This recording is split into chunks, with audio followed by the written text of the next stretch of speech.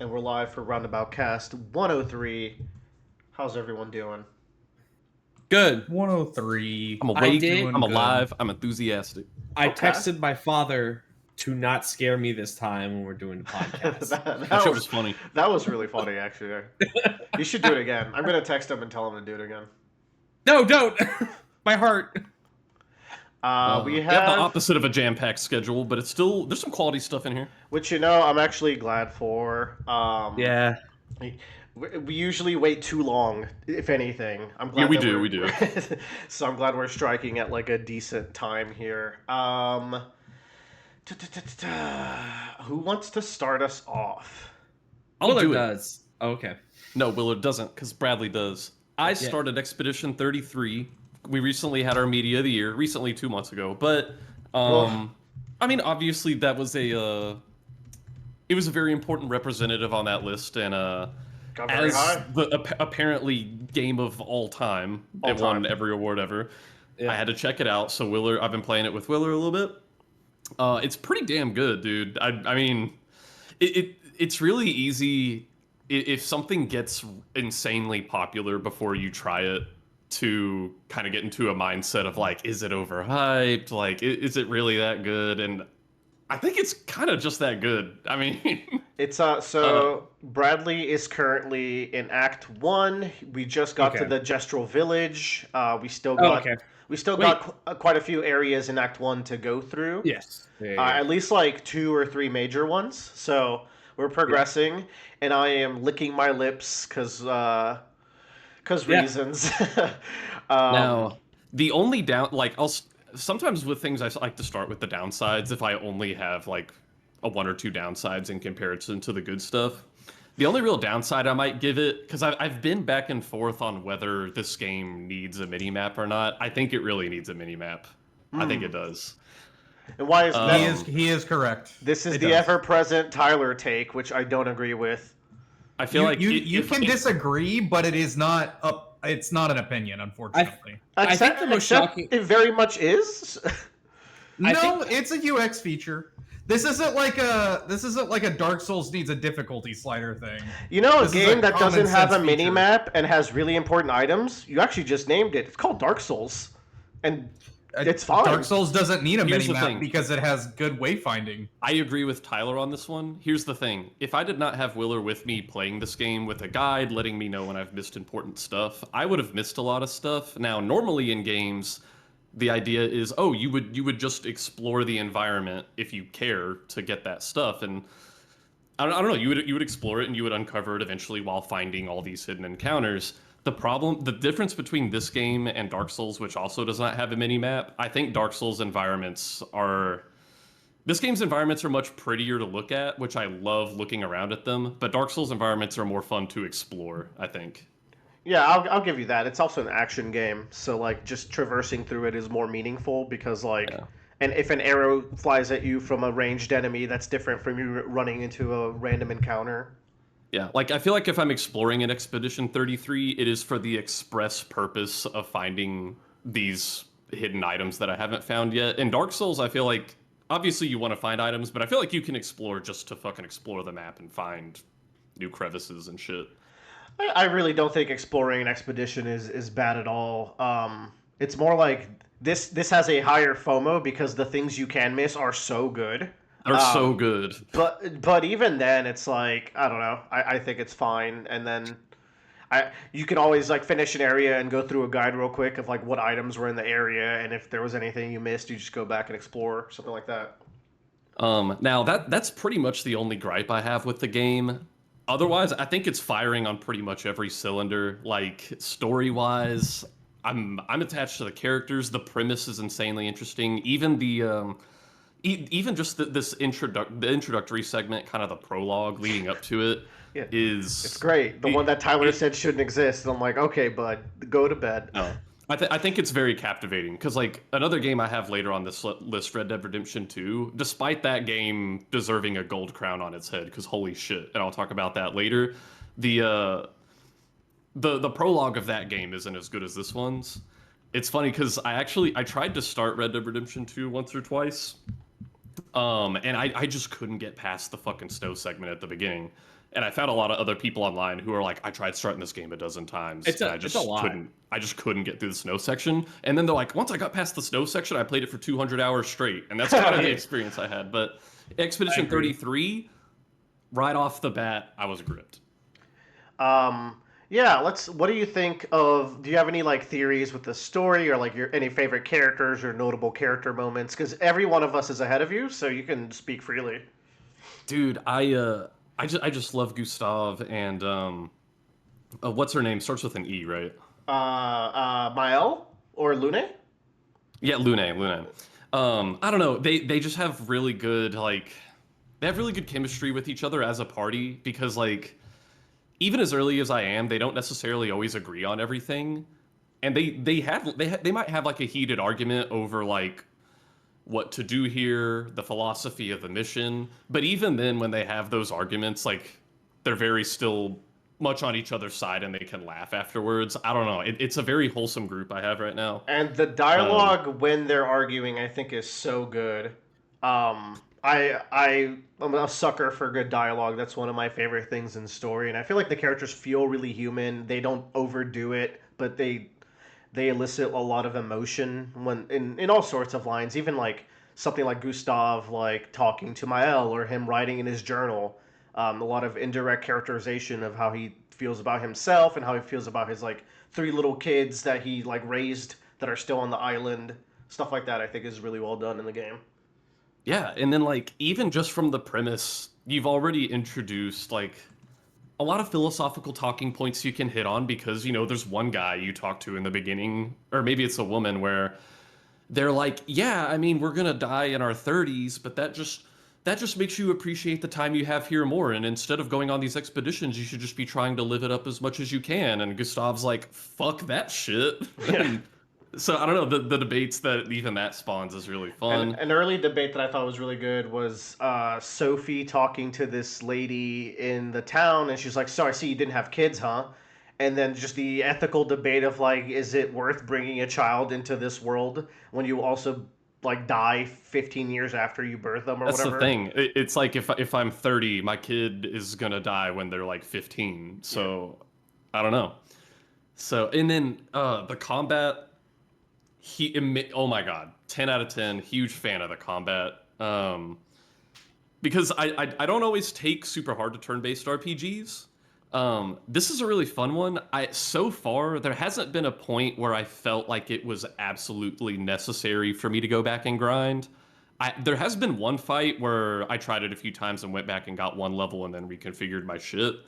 But I've never felt like I strictly had to progress. I always have a feeling that I'm like, if I wanted to, I could just ball this out and still win the fight.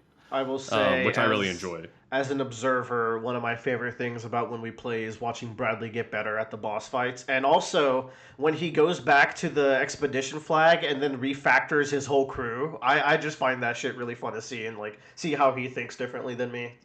Which the refactoring is so cool because I love the Picto system because it really lets you make different builds where not every RPG is like this, but I think a garden variety JRPG, each character has their skills and they learn skills at different level thresholds, and then that's their moveset. That's just their build. You know, it's kind of pre-configured for you, and I really like that here. Each character does have kind of a different skill tree, but equipping these Pictos kind of lets you put some flavor on it where I'm like, okay, I put Pictos on this person to where I basically made like the free aim shot build, where I made their free aim shots as strong as possible, and their free aim shots are burning and marking people. And then one of my other people gets stronger when enemies are burned. The other person gets stronger when they're marked. So, and then I go in to adjust their stats, and I need to be mindful of like the turn order and the speed. I need to make sure my free aim person goes first, so those status effects are on when those other people get their first turns. And I don't know, and that's just one possible thing I can do, you know? Yep. Cool. Well, we need to schedule our I think this will be our third session next time we play if I'm not mistaken. Yes. We need to get So that more going. to come from this. I've been playing at Willer's house. I could also just download it at my own Yeah, to yeah, do yeah. some, but I also like getting the Willer experience too. You're free to do so, but I have to gate you because there's some story points I want you to talk. And I know. I will repeat this many times. We still haven't started talking about the game yet. Not I know. truly. So And that'll be a meme because I'm probably gonna say that for like the next 3 or 4 check-ins until we start talking about the game. Remember, folks, playing the game is not the game. Yeah, Correct. it's like Inscription. If you stop playing at a certain point, you haven't really like experienced. Have you played Inscription? No, but I've heard you talk about it because I care about what my friends talk about, and I pay attention. It's all the game. Yeah, I mean, in any case, I lost the game. damn, I lost the game. I'm cutting that out. I'm not gonna put people through that.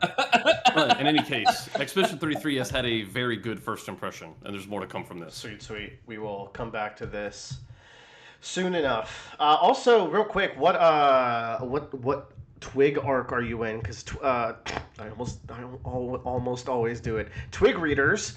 Dude, I do it every time in my head, and I have to stop myself. Fellow Twig readers, we'll probably have another Twig soon. But where are you at, Bradley? Yes. I'm like 2/3 of the way through arc 5, which Whew! I couldn't have predicted what this arc was going to be. I Bro, don't think. So it's pretty good. I'm just now getting to the. I took that as liberty for me to do another arc, and I got to get to the end of arc 6. I'm like on the last chapter.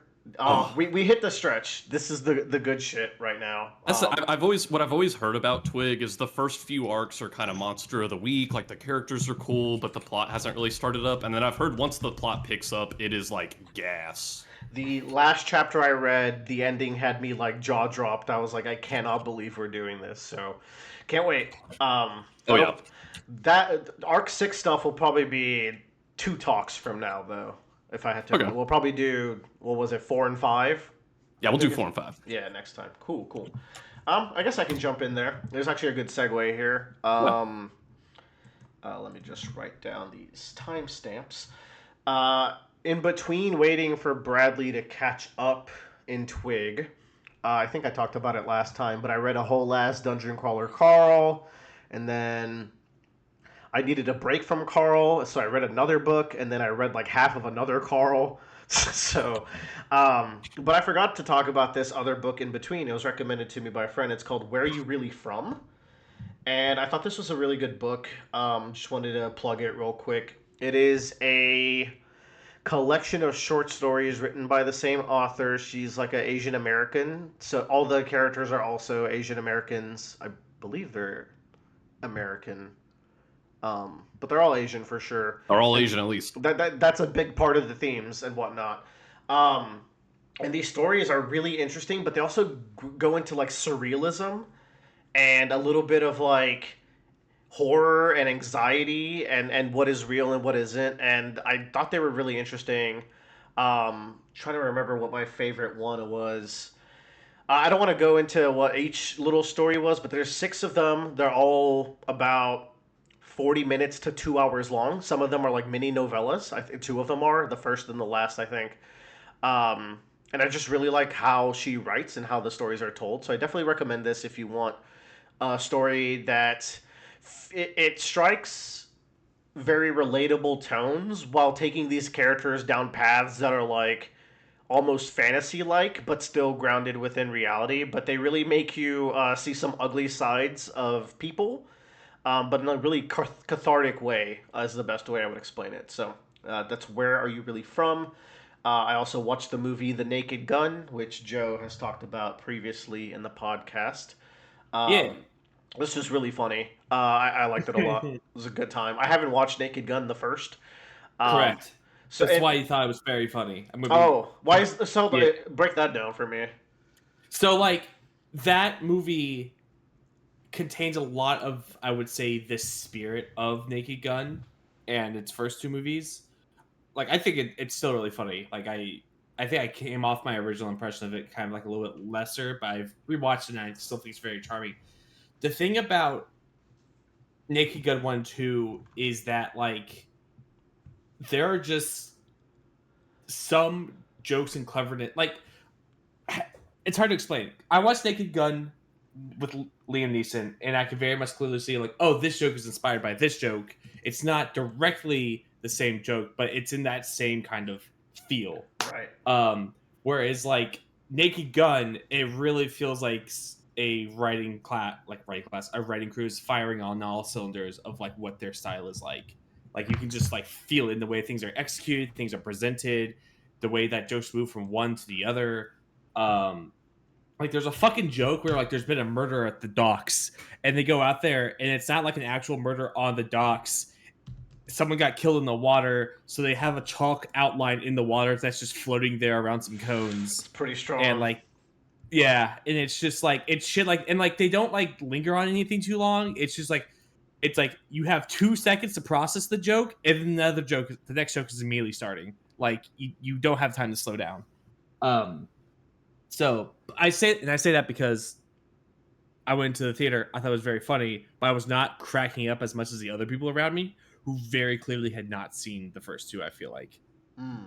What if they just liked it, Joe? What if your heart is just too calloused by the world? Maybe that's also true. That being said, the fucking snowman segment is so. Oh my god! Funny. Yeah, I will say that. And the joke where like it's multiple layers of like people setting someone up to like confess to a crime, and it just expands from there. Those are some of the most memorable. And then you got the Austin Powers silhouette style joke. Yeah, that's a classic. That was a good one. I like Dave Bautista's cameo there. Oh yeah, as well. right at the end, right? Yeah. Yeah. I still think the Liam Neeson Naked Gun's very funny, and if they make another one, also. If they make another Liam Neeson movie of that Naked Gun, I would definitely go see it. I also found out that Liam Neeson and Pamela Anderson ended up starting dating while working on this movie together. Huh. Yeah. Would you look at that? Yeah. Which, like, Liam Neeson, like, if y'all don't know, like, had a very tragic, like, his wife, like, very tragically died in, like, a ski accident. She, like, hit her head on, like, a pole or something. And they're like, oh, she doesn't have any swelling, so she's okay. But the reason she didn't have any swelling was it was so cold outside that, like, it kept the swellingness from going externally, so it went internally and just, like, crushed her brain. Jesus Christ. Yeah. I did not know that. Yeah, and that's why he ended up doing, like, all of those, like, Taken movies, because they were very easy for him to do. Yeah. I like Liam Neeson. I do too. And then I watched Heat. This is a classic. Interesting thing I've heard about Heat for all these years that like, oh, it's got some of the best action choreography of all time. The actual big shootout is so minor. It's such a small part of the movie, so that kind of threw me off. What I didn't expect was getting so invested in between the two main characters, which is like a detective and then like a very high tier criminal, just a very professional, efficient criminal, and they're onto each other. Like they're onto the fact that there's going to be a big heist, and the criminal played by fucking De Niro, and then the detective is played by Al Pacino. De Niro is aware that they're onto him, so they're kind of playing cat and mouse. I watched this with our friend Tommy, and he made a good point that the dialogue is very efficient in this movie, and I definitely felt that they characterized the characters really well. But it was a good movie, and then there's a scene where they confront each other directly for the first time. It's about halfway through the movie, and they go to a diner and they talk, and that conversation was so mesmerizing. I got so locked the fuck in from just this vibe. It's like they're soulmates, non-romantically. They're like criminal, like I don't know. They just exist for each other, like to catch or escape each other. Is the vibe you get from that? Your confession was made for me. It was definitely that vibe, and I don't think that vibe was wrong because it carries through to like the last scenes of the movie where it's like, damn, there was like a weird bond here between enemies that you don't really see in movies a lot, especially not like pulled off this way. Like there's so much respect between these two guys for each other in like a very weird way, but they don't pull punches at what they're doing either. Very interesting with that. But it's a long ass movie. That shit is 3 hours. Oh damn. Yeah. I did not realize that when it was floated that we would watch this movie, but it was. Uh, oh, Tyler, you also watched some of Heat. I don't know what you thought about it, but you can jump in if you want. Robert De Get the Niro is sleepies. really young in Heat. Yeah. Yeah. Okay. Oh, y'all should watch The Godfather then if you think he's really young. Did anyone watch the Super Bowl yesterday? I watched the I- Puppy Bowl, and I saw I a did cute not. dog get 15 points, and the ref petted him so good. Good. Well, I watched the Super Bowl, and the commercials were they were bleak this year. I don't know I was if about I to say, just usually that's the fun part, right? I don't know if I came in with like a mood, but like I lost faith in humanity additionally after watching some of those commercials because every commercial block Oh had an yeah. AI based commercial of like AI here's underwear. here's Bibbly Bloop coming to a phone near you. Like I heard 3 new AIs and I work in technology yesterday, so I don't know how the fuck they're just spawning these from the pit of hell. But so No, Willer, you many. don't understand. There is no other product that you can ask it to set an alarm for you, and it'll just do it. Powered by AI. It was everything powered by it. It was so overdone. Like I get it. You gotta advertise it. This is the emerging technology. It was every commercial break. It was insane. And then so many weird de-aging commercials where like they just de-aged a bunch De-aging. of actors. It just looks so jarring. I don't know why that was such a common trend, but there was like 2 or 3. And they You know what, Willer? The fact that you even noticed this shows that you have an analytical mind, and you are good at making observations. ah! You're so valid for pointing this out. I will kill you. Um, the actual game I thought was genuinely really good because it was a really defensive game. In the first half, I think it was like 6-0 or something from the first half. I'm like, Yeah. oh, this is hype. Yeah. This is the shit I Yeah. like. Almost got a goose egg, which has never happened to a Super Damn. Bowl team. That'd been crazy. And I feel like this year, especially, like a lot of the championship games, this is both in college and in professional, a lot of the championship games, and this makes sense, have been determined by the number of turnovers done. Like I feel like, and it's been like exceptionally high.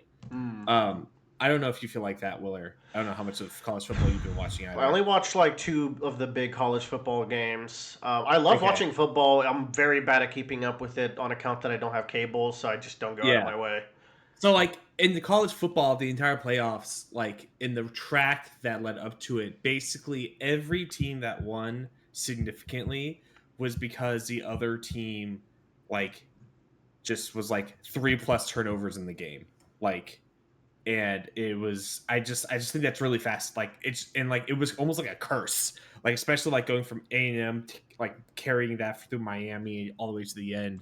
Like, it just was, like, Miami lost to Indiana because like they just turned over so much in comparison to Indiana, and it wasn't necessarily like they had the quarterback getting fumbled. It was just interceptions. It was just like the guy tripping and falling and dropping the ball. It was very bizarre to watch. And I didn't watch most of the Super Bowl, but like I know there was a lot of turnovers on the Patriots side of things, from what I was reading. Yeah, there wasn't any flags or turnovers for like the first 3 quarters, and then it just all went to shit so fast. Yeah. Their will were broken after like the first turnover, and you could feel it. Like it was a That's done crazy. deal. And that's crazy to me because like being down a touchdown is like nothing, right? Yeah. Like No, it's just both defenses were playing their fucking hearts out. The Patriots defense only like started losing steam because the offense was getting absolutely nowhere, and I think it kind of started getting to them.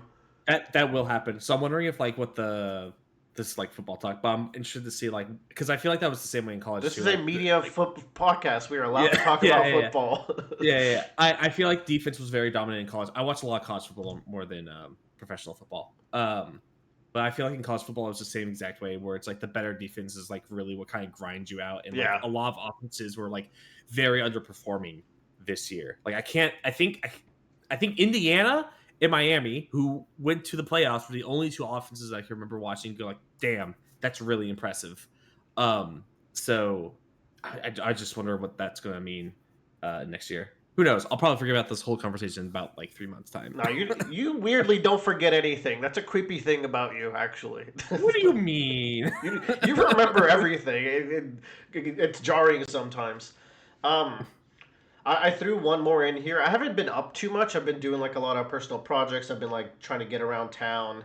So, but there is one game I've been like putting in 30 minutes before bed here and there. It's called Of the Devil. Not I've also my main game I'm playing is Alan Wake 2. Joe, we'll talk about it in a little bit. Cool. I'm still relatively early, but I'm also like putting in time when I can. Of the Devil is an indie Ace Attorney like. And in the absence of me wearing clown makeup, anytime there is a new announcement, I am pre-applying my foundation for the State of Play. That's in a couple days. Fun fact, that State of Play is rumored to announce Devil May Cry 6, so that'll give me a reason to stay alive. I need that to be true. I'm so down for another Devil May Cry. Anyways, Did you know that is like Capcom's best-selling game of like what the fuck? How did that happen? I'll take it. And why is there over Resident Evil and Monster Hunter? Like DMC5? Okay. The kids are all right. This is but so Of the Devil has 3 episodes out. It's supremely well written. It's a cyberpunk Ace Attorney game. It's like in the future and you are playing a defense attorney, but there is a big twist with your character that is revealed at the end of the first episode. And I don't know how I like that twist very much. It's like anyone who ever thinks of writing a mystery story, I know this because I like to do some creative writing in the mystery genre, and I've played a lot of mystery games and watched a lot of mystery movies. Every single person has had the thought, what if the protagonist did blank or was blank? I'm not going to say what that is for spoilers, but it is like the first place your mind goes to if you want to be subversive in the medium. This game, and then no one does it because it's too insane and stupid to do. This game had no sense of reason, and they are doing it. So I'm like, we'll have to see how this goes. But I am so into it for like everything else. The world building of like this futuristic world, and like how laws apply to it, how defense and prosecution works in a world where every camera is watching you at every time and every device talks to each other constantly. Like, how do crimes happen? Even and at this point, even like I'm guessing this is in America, they have a 99.9% conviction rate, like it's Japan or something. So very Ace Attorney in that way. It's so Ace Attorney that they drop Ace Attorney memes from time to time. But it's like it's a lot more serious, it's a lot more mature, and like the writing is really good and the world building is really good. But I don't want to get too deep into it because I'm still on. I did the prologue episode, so I'm on episode 1, and that's going well. It's got an interesting payment system because it got brought up on Steam. Like you can buy individual like episodes. Yeah, or you buy the whole thing for $20, which I like. Oh, I didn't know that. I should have just did that. Yeah, I've been buying the episodes piecemeal. If you buy the whole thing, it will take it off your like whatever you bought already. Yeah, these devs seem cool. This will definitely come back on the podcast, and if they keep up how good the writing is, and they play around that trope or maybe anti-trope that they're trying to do correctly, I might end up loving this, and this might make media of the year as well. But we'll have to see how that plays out. But aside from that, I have a light schedule. I've been watching a lot of TV shows and movies while I work on stuff. So I'm going to pass this over to whoever wants to talk next. Not everyone at once now. All right, Tyler. Rock, paper, scissors for it. Me? Yeah, it's you, dog. I have also been incredibly busy. After the new year, we kind of started, you get classes started up, you're trying to balance work. I'm trying to do creative stuff outside of that. So like Hytale came out. And I've been messing around with Hytale. I guess I could talk about that later on too. Yeah. That might be a good idea, actually. Did we talk about Hytale at all last time? I don't think so. I don't think so. Okay, that's a topic. Because Yeah, that's well, kind of high. Like Hytale is a very Oh yeah, very no, good That's selling like game right that's now. like the main Yeah. game y'all have been playing. I think that's definitely worth talking. On and off, yeah. So I've been doing stuff with that. We'll get into that later. So we watched Fight or Flight. That is a movie that It exists. It they exists. saw Bullet Train, and then like you told your grandma that it's like, oh, I want Bullet Train on my streaming service. I want to own Bullet Train, you know. So she looks up movies called Bullet Train, and then like Google's like, I'm gonna recommend these other movies based off of that. Because we don't have Bullet So- Train on this streaming service.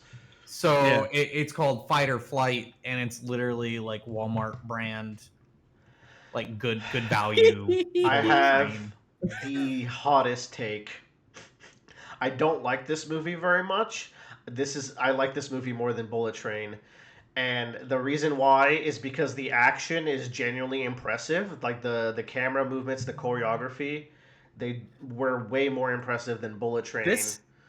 This guy that's on the cover, which I assume is the main character, looks like a combo of Brad Pitt and the Tiger King. He's the main character from Trap, the M. Night Shyamalan movie, where the dad it's is the- the serial killer. Yeah, He's really funny in Trap. I will say that. yeah. Anyway, you know, it's like I said, it's Willer said it has the good camera work, which you know it does, but you know, I like all the acting, the writing, the other cinematography, you know, just everything else is much better in the other movie. I don't like the writing in Bullet Train at all. I'm the world's only Bullet Train hater though. So You are. This is well established. Mm-hmm. I think you just had a bad day watching it. No, it was a good day. I was with good people. We all thought that movie was mid as shit. Wait, did you watch it with the people that really like Buzz Lightyear? What? No. Oh, okay. Who's that? Oh, don't worry about it. Okay. I'm part of those people, so I'm wondering what the fuck he means. Yeah, did you watch it with Joe? That's what I was wondering. No. He didn't watch it with me. No, he didn't watch Bullet Train Joe with me. likes Bullet Train, no? That's why I was confused. I enjoyed Bullet Train. Yeah. I need Bradley to watch it so he can be like, yeah, that actually he's gonna like it. I don't know. Bradley, come over and watch it I'm with gonna be the arbiter for this. Come over and watch it with me, and then The tell me how arbiter. wrong Willer is. I'm the Alright. tiebreaker. I'm so like uncaring for this. We went on a trip to Houston for a friend's birthday party. Willer was there. Another friend of ours was there, and he made us watch Boogie Nights. And we watched Boogie Nights, and that's a movie. We'll watch half of it. We have to finish it at my place after. Yeah, it turns out I thought Boogie Nights was about disco. I did Oh, too. I thought the same thing when I first turned it on, and then I started watching it and went, "Wait." Well, But I'm thinking apparently of a movie with John Travolta in it, Oh, you're thinking, yes, which is Saturday Night Fever, yes, that is correct. not Boogie Nights. So don't get Boogie those Nights. confused. And This You is not- Boogie Nights as Yeah, that was Boogie Nights. I really like Boogie Nights. I Yeah. think it's actually a really well done movie. it's a cool movie. Yeah, I rated it and Road. Heat the same 4.5. nice. Boogie Nights was a fine movie. It was, I like it Roller was Girl. very good for the time and has aged very well. It is like Boogie Nights. I did. It is like a perfect encapsulation between our current age and the era and the decade it represents, which is I think like the 70s. So like Yes. it was Well. made in 91 or 97 or something. 97. Yeah, oh, this so is it's made like by Paul Thomas Anderson. Yeah, it famous is. For Yeah. One Battle After Another. Yeah. Yeah, I think this so, was his like, like debut movie, which is insane. His Wow. like big debut. So Joe, you know the intermission part in the movie? Yeah. I know. So we were watching it, and that guy's from Jurassic Park, right? The guy who gets cucked all the time. Yeah, the cut guy. He's from God, the third I- Jurassic Park. I don't remember that. I don't know. I can't remember who. What's that actor's name? Hold on. I'm gonna type in something very bad into my search browser and see if it. William H. Macy. Ah. Yeah. Anyway. Yeah. We're watching the movie. I was just like, "Hey, it's the Jurassic Park guy." And he's like, "Oh, that guy's fucking my wife." I was just like, "Oh, okay." And then it happens again, and then it's like 45 minutes. And I go, "You know what? We haven't seen that guy getting cucked in a while." And that scene happens. Yeah, and as soon as I saw it, I was just like, this is the only logical choice, is like, this guy is about to do what he's about to do. Yeah. And then he did. I was like, yeah, there's no shock for me in that, other than that is the only logical choice. Like, There's that character is so well performed. Yeah. He is just a man on the brink of doing that the whole time. I really like it too from like a story perspective standpoint, because it's a huge tonal shift in the movie, right? And it's like a great metaphor for like things can be going so well in your life and then just not necessarily a metaphor, but like things can just happen and suddenly everything just goes to shit. Yeah, who's the even if they're main not related actor? to you. What's the main actor's name? The one with the big dick guy? Filipino hitter guy, Mark Wahlberg. He's this. I can't believe. Yeah. Wahlberg. I can't believe he Wahlberg. peaked in like so early in his career, but he definitely did. I know, right? Yeah. The saddest thing about the movie is that the car that he gets in the movie reflects the state of his life situation. And like That's great. the worse his life gets, the worse the car gets. I'm like, oh, that's sad. That's cool. Also, fun little bit. I think it was like almost a decade later, another movie casted John C. Reilly, and they go, "Remember that character you played in Boogie Nights? Just play that like he's 20 years older and move back in with his parents." And that's how the stepbrother's character came to be. Sure. Because that is the same fucking character Source, I made it the that fuck John up. C. Reilly's playing. Yeah, no, John that's C. Reilly- like, that has to be what they did. John C. Reilly is such an interesting actor because like I primarily know him from like his comedy movies. But he's actually like a really good actor and can do drama really well too. He is. It's always just a whiplash whenever. It's so weird seeing him in Guardians 1. So, I was like, what are you doing here? Yeah. He does say that on TV. He reminds me of like he's got range like Stephen Root does, where like you're gonna hear him in King of the Hill, but then like he's also in Barry, and then like he's got this weird like persona he went through in the late 90s, mid 2000s with like he did He was Office the stapler Space guy in and Office then Space. Dodgeball. Yeah. Yeah. So he just got range, you know. He's the guy with the he's the guy with the mail order bride in Dodgeball, right? Yes. You know, That's not John me. C. Reilly has like a career retrospective about him. Oh, I should watch that. That'd be fun. Yeah. Dodgeball funny, by the way. Anyway. I watched that. Like, yep. That movie's goated. Dodgeball's classic. I know, right? Let's see. And then Code Geass is my anime. Dude, this used to be my of fucking the start of the anime. year. I remember Code Geass Yo, ripping, when bro. did Code Geass come out? Early 2000s? Mid 2000s? I used to watch So that Code shit. Geass was 2006. Okay. Yeah. This was a this middle school is- classic or something for me. Maybe late elementary. This something is like a like if we have scale sliders, okay? This is my Yeah. like that. Which we can this if you want. and You can have we can. This is the scale. What is that? There's that anime that Kelly loves about the girl that dresses up as the boys club. Oron. Oh, Bradley. Oran Host Class. Yeah. Yeah, Oran Oran High School Host Club. So like Yeah. these characters have the same builds as those characters. Yeah. They're just like Yes. super skinny, Yes. tall. It's clamp art yeah. style. It is- where- It is a 10 out of 10 on the Clamp Twig. 2000s anime clamp twink art style. Yeah. It also came out the same year as Death Note, I think. Yeah. So Which is interesting, you know, you see that range.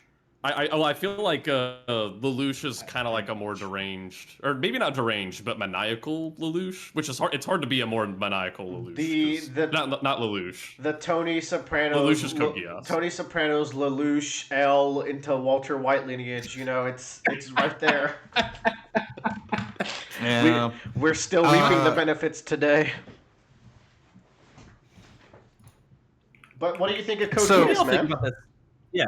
Dude, okay, so I was like, the first episode, you get like these nightmares that drop out of this this like airship, and I immediately like paused it, and I was like, is this who I think it is? And I go and look at the history. This is the Sunrise Studios, famous for making all of the animated Gundam shit.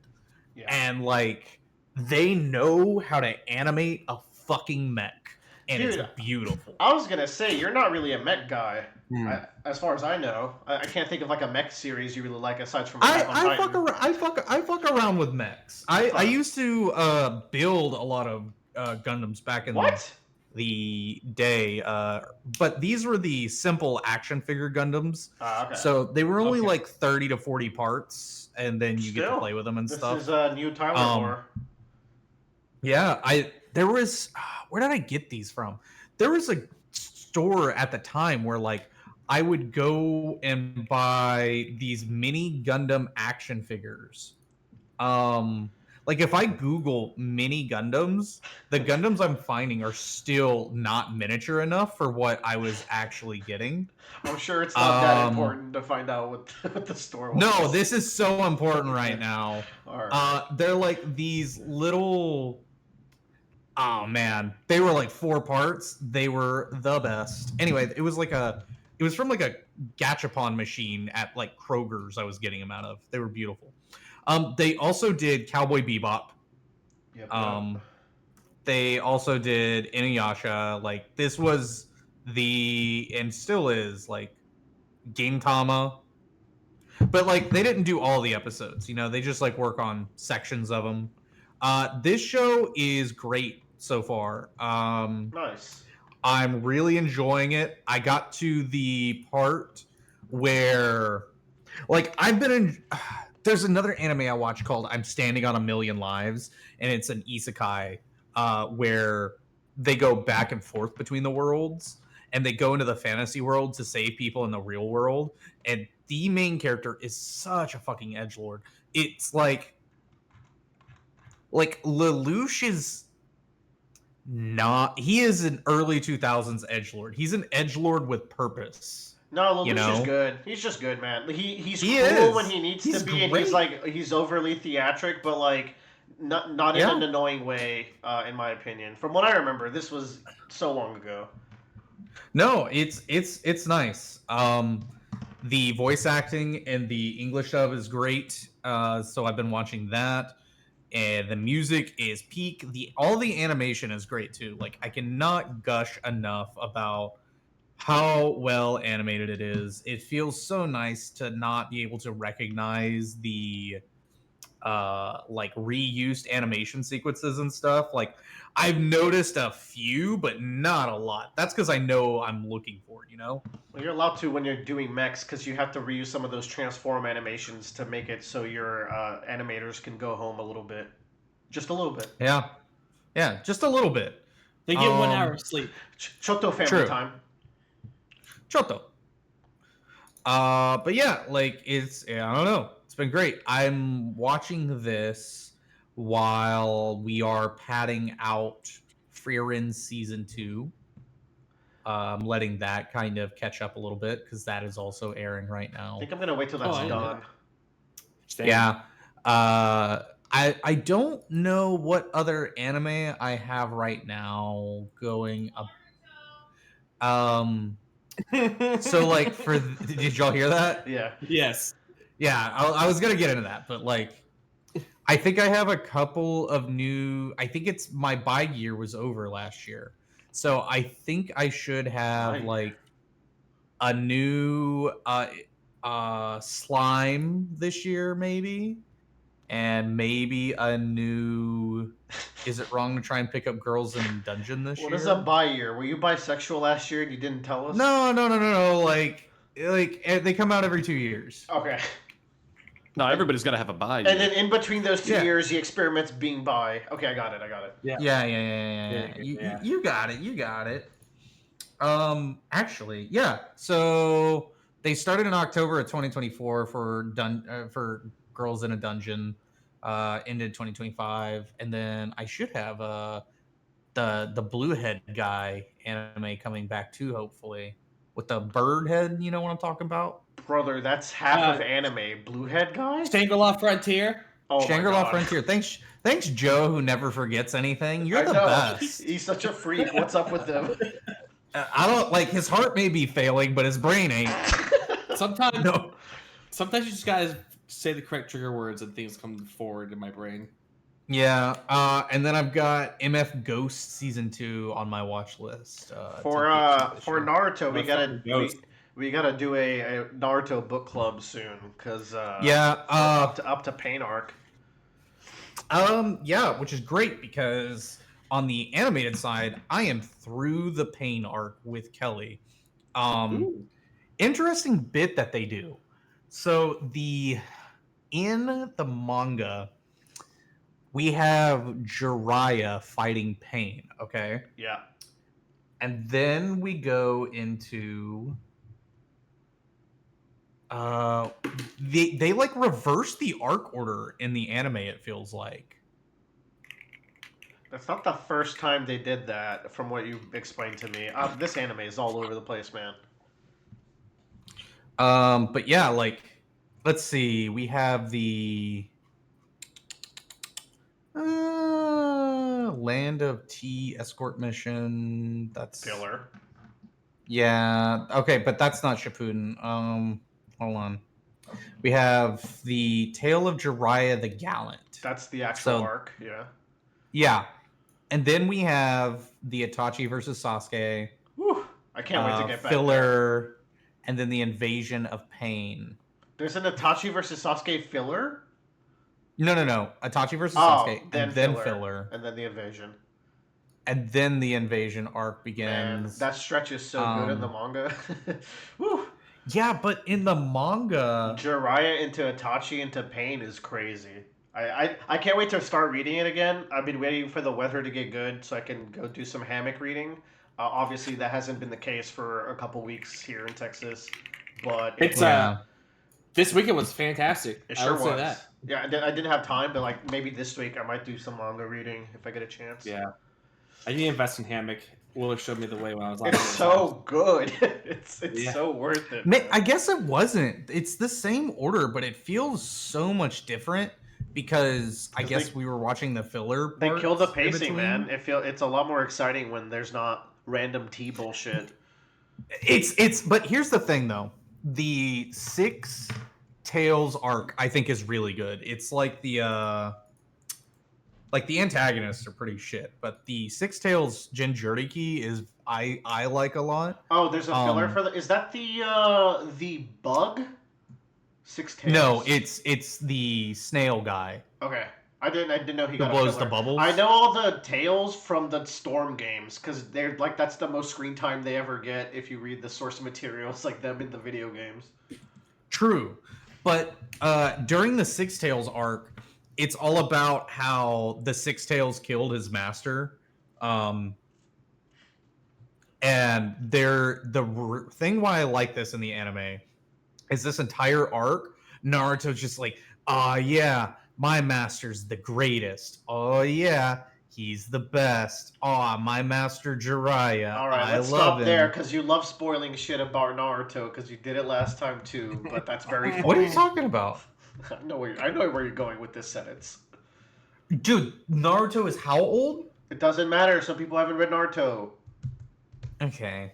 Like Bradley. Anyway. Your fucking fiance hasn't watched Naruto. Go spoil her, asshole. What are you doing? You already did that for My Hero. Nope. It was for Attack on Titan, and I admit that I'm wrong. So how about you admit that you're wrong?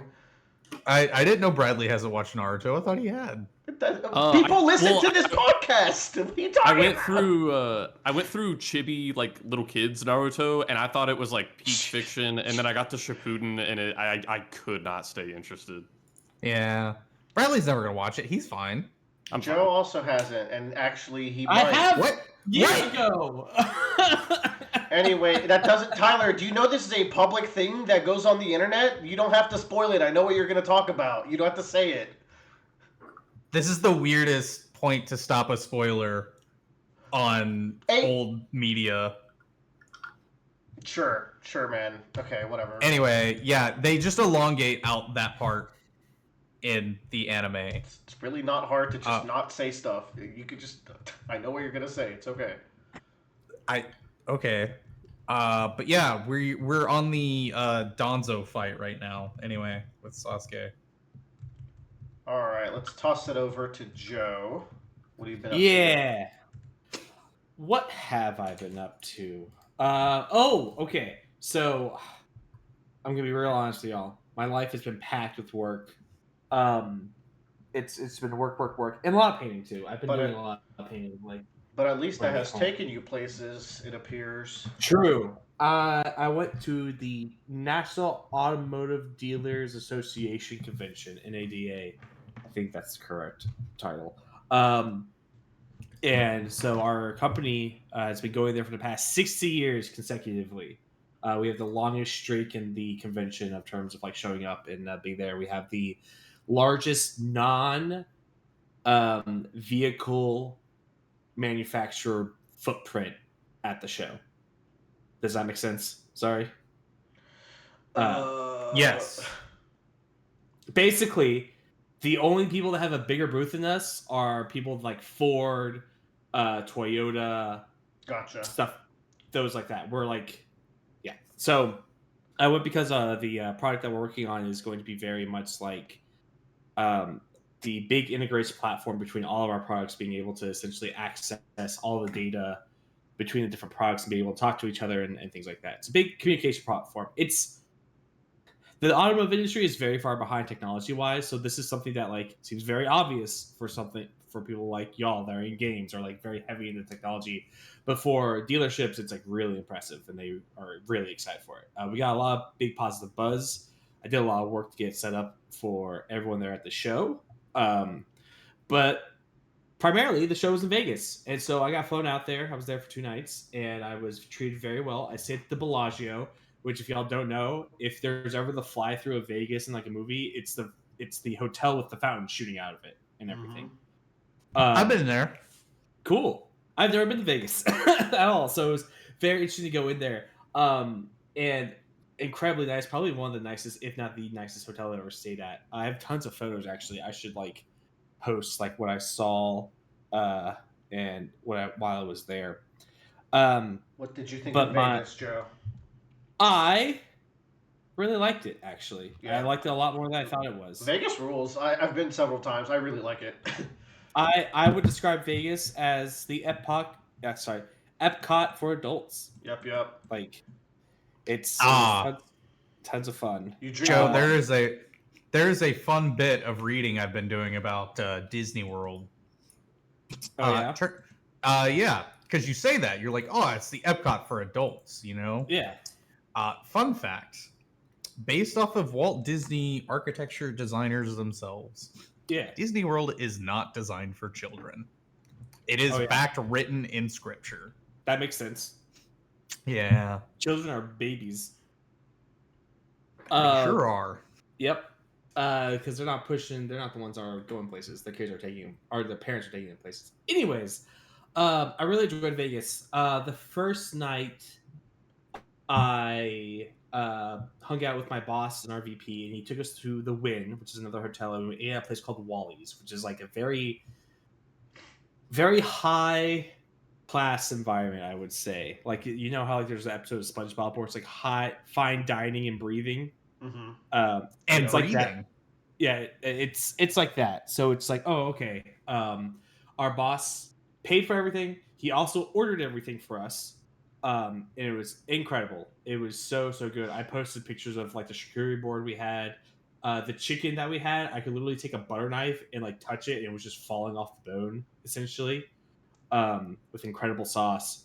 Uh, the fries I didn't get a picture of, Tyler, but they were just incredible. They were so Yeah, good. I saw it in the background how fast those got eaten. Tyler did some sleuthing at the photos and noticed there was a fry like basket and ketchup on my fork. Those things look banging. They were truffle fries. They were really good. So I really, really liked it. I explored Vegas a lot. I got like lost in the Venetian hotel. I literally walked in there. I was like, I want to look around here. And I turned a corner. And when I was in there, it was around 9:00 at night. And I turned a corner and I walked into Venice fully daytime. And my internal body clock went, what the hell is happening? Like I got so confused about because and, like, the internal lights Yeah. got to you. Yeah, and like they have a skybox up there too that like the clouds are moving, and there's an actual canal that goes through the hotel with like a person on a boat. And I was just like, wow. And I did not gamble while I was there. So I just kind of really explored. But it's a really cool place. I really kind of want to go back and hang out and like actually have a proper vacation there and see some shows and whatnot. Yeah, dude, so I really enjoyed it. Food in Vegas is excellent. The shows are excellent. Go play Yeah. go play a little responsible craps. Yeah. Set yourself a loss limit and go in knowing that you will lose the money and you'll have a good time. Yep. Yeah. So it was tons of fun. I got to see our convention floor as well. It helps up there. My boss also got a party bus. That's what we got shuffled around in the entire time. But I recommend Vegas. I would be totally down doing some sort of group trip later in life or something, and we just go for like a little bit, see some shows. But I really, really like Vegas. I'm excited to go back there. On the flip side, back home, I've been doing a lot of painting. And because I've been doing a lot of painting, I've been watching a lot of Lost because that's just my painting show now. Perfect. Excellent. I finished season 1. Really liked season 1. My only negative for season 1, and it's like a small negative, is the fact that I really wish that season 1 had like a very much like a beginning and end to it. Like it pretty much ends on like a huge cliffhanger, like one of the biggest I think in television. Yeah. So which is like fine. I would really like some thematic endings, and I didn't feel like I got any there. Just some, but little bit with like Boone, but not. Yeah, like there's mid-season episodes with more thematic highs than Closure, the ending. Yeah. And like there's the shot where like we're gonna spoil season 1 here. There's like the scene where like Locke is in the forest and he's like banging on the hatch door and then it lights up.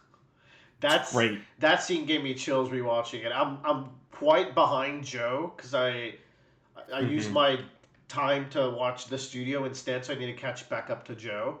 But I get chills from so many of the Locke scenes. He's so good, man.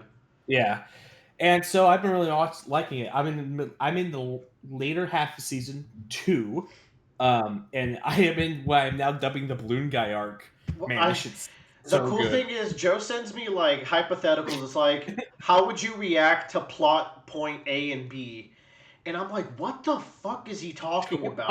I don't remember any of these, so I'm saving them and I'll answer them as I get to it. But I don't remember so much, which is fun. I don't even like present them as like plot points, or like I kind of do and I don't. Like Joe's like, would you grab the guns from the bag? I'm like, what are you talking about?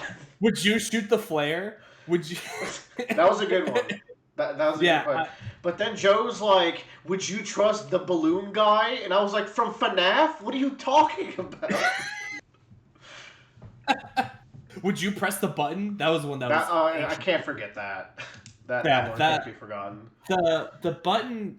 The whole... So, I'm going to spoil the beginning of season 2 because I think it sets up essentially like what the whole plot of this for the season is. Like, they get into like this bunker, and in this bunker there is this guy who has been there for years, and he is every 4 hours, I think. No, 108 minutes amounts to a little over an hour and a half.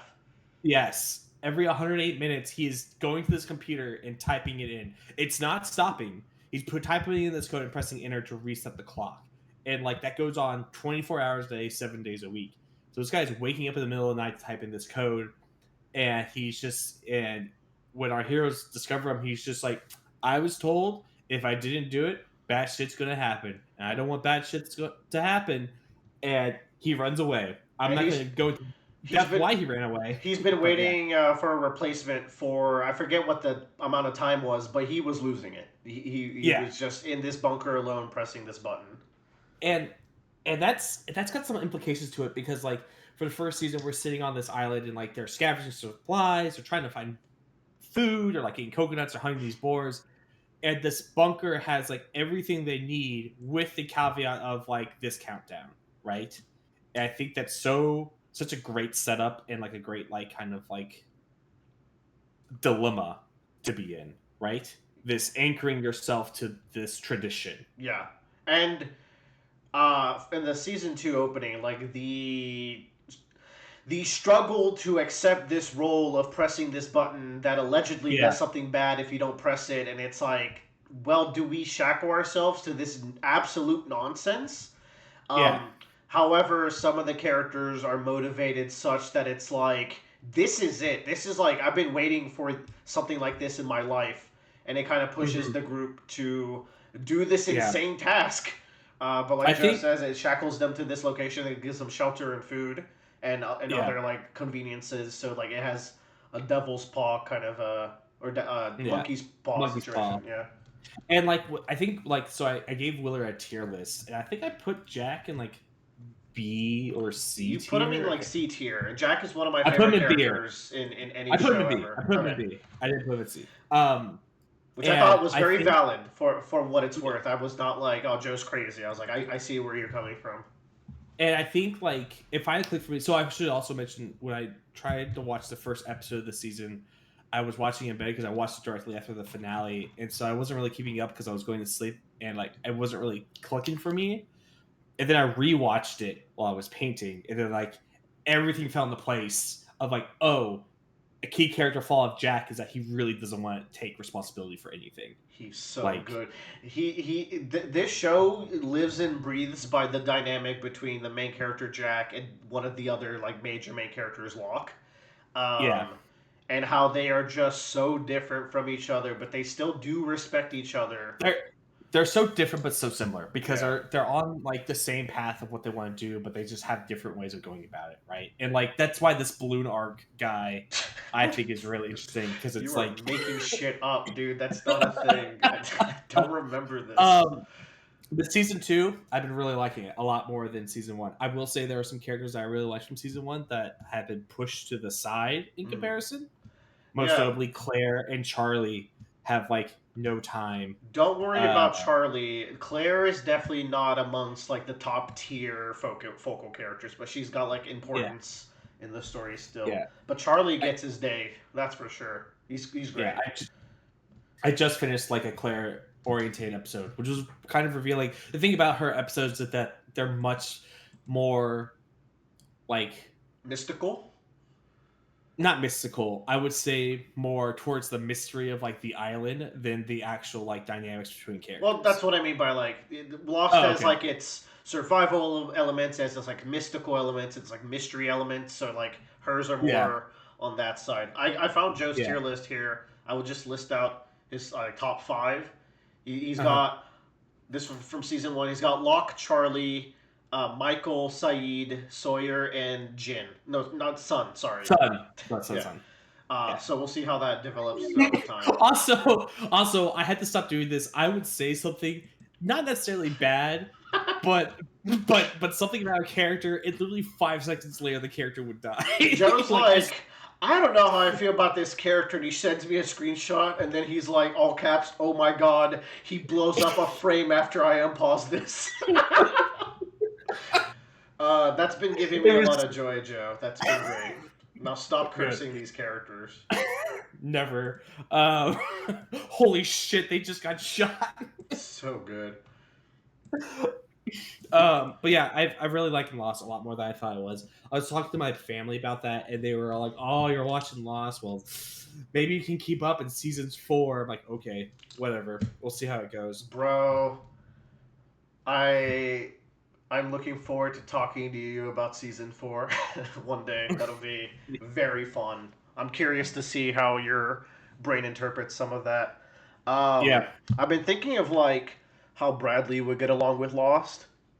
Um, because I like Bradley's takes on things as well, right? And I think like Lost is up his alley. I think Bradley would fall into a common camp, which is like Lost as characters that can be annoying and like tough to like reason with, because they're not high stress situation, but they're also like very emotionally driven. So they will definitely Yeah. do things that piss people off. I've been like following kind of like a rewatch Reddit thread, and I go like, oh, what do first time watchers think when they watch Lost? I think like the threads are from like 2 years ago, but I think people still posting them, and it's like a lot of like guessing about the mysteries and be like, oh, this episode was really good for this character, but also like a third to a half of the posts are like, I fucking hate blank right now. By the way, like they're pissing me off. I'm Um, glad nothing has changed. yeah, Like, some things are very consistent in this life, mhm. but cool. All right, we'll get more Yeah. Lost updates from Joe, and we'll find out what the fuck this balloon arc is. I'm discovering things about the show that I like at this point. Yeah. Um, all right, we can go to our main topics. Real quick, one of the games I have been playing, this is mostly like when our friend Austin jumps on and wants to play, it's 2XKO, a really good fighting game that I like a lot and had a really good tournament, and I can't wait for the future of this what's that? They're shutting it down already? Uh, what the fuck was Uh, that, dude? I woke up to the most weird news about this game. Riot let go half of the dev team, that's 80 fucking people, on a project Jesus. that's been ongoing for now we know for 10 years. They've been like remaking and making this game. And everyone loves it for the most part. There's some stuff that the audience definitely gripes about. I also gripe about Yeah. it. Combo length is a big part of it, and also like I've never liked team games very much, like tag fighters, but like I do like this game. I like Blaze Blue Cross Tag, but it's like it leads to design decisions that are not my favorite parts of fighting games. But it's fine. I'll deal. But it turns out like that's a lot more common of a sentiment than just a personal one, because a lot of people are like, why the fuck did they make this 2v2? That's why the game is failing. I was like, oh, other people dislike this as well. And yeah, they're like, yeah, so like the momentum of the game's not going the way we want. We're still gonna super focus on it. I can't wait to do all the tournaments, but we are cutting the team down by half. And this is the same language they used before they started sunsetting Legends of Runeterra, which I think Bradley Mhm. here played amongst us. I Uh, love when dev teams get punished for success. Apparently, it's not enough success because they only make mega bangers, and they didn't realize that it's a fucking fighting game. This is forever the most niche genre because, and I say this all the time, it's like if you play a team shooter or like a League of Legends, you can just jump on two or three of your buds, maybe you get a group of five, you buy some skins, you lose together. It's not that serious. It is impossible for fighting games not to get sweaty because it is so like Yeah. personal of an experience where it's like you're gonna die if you're worse, and there's no one to blame. There's no Fucking RNG here. Like you're gonna get your ass beat. So Ryan from Top Lane's not going to carry us when he fucking kills yeah, everyone with what's her name? Fiona, whatever. yeah. It's not like playing a shooter with Tyler where like he'll just get 28 kills on like a Call of Duty lobby. It's like okay, I didn't have to like worry about it. Yeah. We still got the dub. It's figure it out, right? So I figured the 2v2 aspect would like help, but even then, like it ends up with you and a player that's way less experienced than you a lot of the time because you're trying to get one of your friends in there, and they're probably just dying to Sorry, mix. Willer. No, it, that's not. Well, the thing is, the matchmaking will favor the higher tier player for the matchmaking, like Elo, and it's like I feel like you should not do that because your buddy's just gonna get killed by some mix-ups, and then it's gonna lead to a lot of like lopsided matchups. And then like if you die and you leave them alone, if you're the better player, it's like oh now you have to kill two people. Good luck. And it's just I'm just kind of trying to think of like where this game is failing and if they're gonna actually kill it because like this is happening 3 weeks after the actual release. And Yeah. 6 months after the alpha release. So this is getting a little worrisome. People have spent a ton of money on these skins already, and it is looking bleak. So that is fun news that I was definitely excited to hear and definitely raised my mood. Because I That's had like a lot of faith in this game, dude. This game is really good. that's like me when I woke up one morning and it was like, ah, dinosaurs gone. My favorite Arkham YouTuber is also gone. My Alamo Drafthouse closed down. Like, Good riddance on the Alamo, am I right, Joe? I like going there. Yeah, you were gonna keep going there after they say don't put your phones out in the theaters, but pull your phones out in the theaters. I'm gonna be really honest. I don't care that much. I Like it's stupid, but I it's don't know. like I don't think it's boycott worthy. Like I don't think they're gonna let people be on their phones texting. You can't stop it now. There's no difference. I haven't been to an Alamo Draft House in so fucking long because They're too expensive. I have a anyways. theater I like better. They're very expensive. I like going to. I have Bradley. Which theater are you going to? We almost exclusively go to iPick because number one, it's not rows of seats. It's booths with 2 seats for you and your honey, and they give you blankets and pillows and delicious ass food. Nice. I'm gonna keep going to the theater that we've gone to the last 2 times, where tickets are like $7 a person. Yeah, dude. Like I like the Alamo vibe, and I'll definitely go to Alamo again, like to check it out, because I like getting like an electric jellyfish and some like a salad or some mott sticks. But like Mhm. I just the ticket markup is just not worth it in my opinion. I will That's why say I the only haven't reason I had- go to such an expensive theater is I only really see maybe like 4 or 5 movies a year. I think y'all watch way more than I do. That's why I got the Alamo Pass. Is that I got to see all of Lord of the Rings in theaters, and it didn't cost me anything because I paid $20 at the start of the month, right? Yeah, So that's why I really like. As soon as I heard about the news, I immediately canceled the Alamo Pass. I was like, I'm not. it is. no. It is shitty. It is shitty news. Yeah. But like I don't like hate the Draft House. Like it. I don't think it was my main choice to begin with, but I don't mind going there. I think we'll have to see. I haven't been since the changes, for what it's worth. Have you, Yeah. Tyler? Probably not. I would imagine. No, I just it's to me it's about the sentiment of it, and like the point is that everybody keeps their phones away, but like even when the occasional person like pulls out their phone with the flashlight to like look at the menu, Yeah. that doesn't bother me. Like My that's mother. understandable. The lights are very dim. Yeah. Nobody has night vision. I get it. You know? But the whole premise is that you never touch your phone. And the phone is a device that is designed to be, once you touch it, you open 7 other things or you Mhm. check other notifications. Like that's what it's built for. And it's just, people don't all have that control to just, I'm going to only check the menu and order and then Well, go, oh, I'm not going to open Instagram. The thing that Draft House still has over other theaters is that strict like no talking policy. You can't enforce that if you go watch like a crowd pleaser movie and there's like a group of 6 people just yapping behind you. That is pretty annoying in other theaters. It doesn't happen often. Most people are like chill in the movies, but there are those groups that are just assholes sometimes and can't really do much about That that. is true, but like I don't know. I am not a fan. I probably still will end up at Draft House, eventually because of other people. But like, it's never gonna be my suggestion and recommendation. I'm with you though. I like that other theater. I just grab a little hot dog there. Cheap movies. Dude, yeah, that place has been great. Yeah. I got Star Cinema by my house. I need to see what their pass is like and go there. I went there the other day. Really good. It was really nice. It's like Bradley's, where it's like you get a booth. You get booth. I like Star Cinema as well, Joe. And they don't allow. I think it's like after 7 p.m. You have to have ID to be over 18. Mhm. Sick. So yeah, it's pretty nice. I like that actually. I'm a big fan of ageism. Yeah. Ageism. Unless it's on Discord, which is about to happen to teenagers. Fuck that shit. Like we might be burning the Discord server down. It's only applies to 18 plus Discord servers. I don't think ours is. Ours is not because they already made you have to show age verification. Like they were already making us verify with ID or some type of visual identification for not safe for work servers. That already existed, and I removed it from our server. So now everybody's a teenager until you're not. Well, again, I don't think it'll impact our server because it's not 18 plus, but we'll have to see when that actually rolls out. If it does, that'll be very I'm gonna annoying. make it 18 plus. No, Bradley, put it back in your pants. Joe. Oh, I was about to do it. Yes. What to do what? I don't want to know.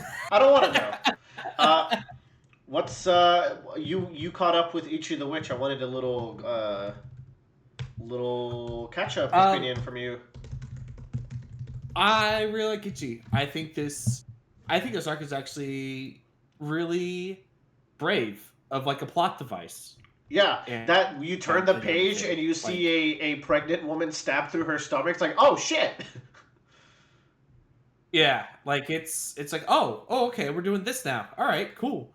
I'm really liking this. I'm really liking that the author, because one of the things I've been waiting on is since like the Tapir arc is like, okay, Ichi has all these guys decided what are we going to do with them, or how are we going to express them in some way, right? Yeah. Because he hasn't really done that. This is the first time where he taps into that for bad news, and I'm like, oh, that's really fun and interesting because he gets cool powers, but he also gets a cool costume change, and you know what that means? Gotcha games for life. Pretty sick. Like I like that design a lot. I also there's this panel where like he's dropping a nuke and he's just laughing, having the time of his life. It's like, oh, I love this page. This is great. Yes. So I really like it a lot. And I don't really have a lot else to say right now. I think the main Discaris definitely has gone up point wise. Is Discaris has gone up significantly. I've seen enough. She's better than Gojo now. It's so good. I really like her.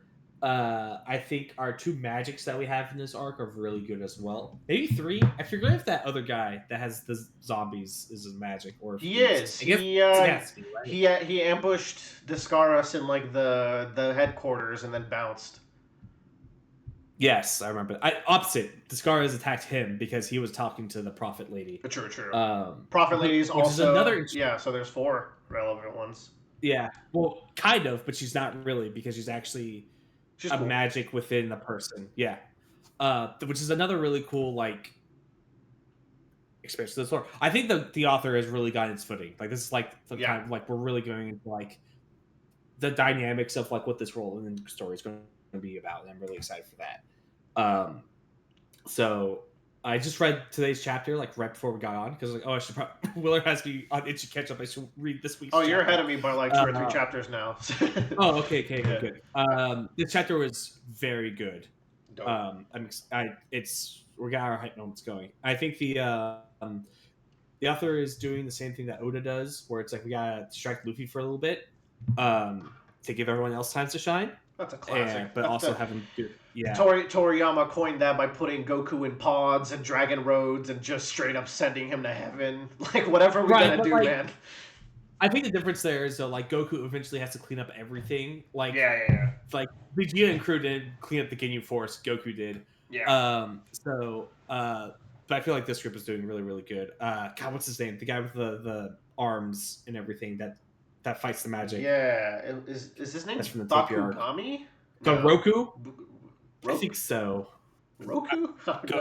I don't remember. I like him. I like that he's part of the crew now. Yeah, I like him. I like him now as well. I didn't at first. The ball was so fucking funny. I was like, okay, Wood.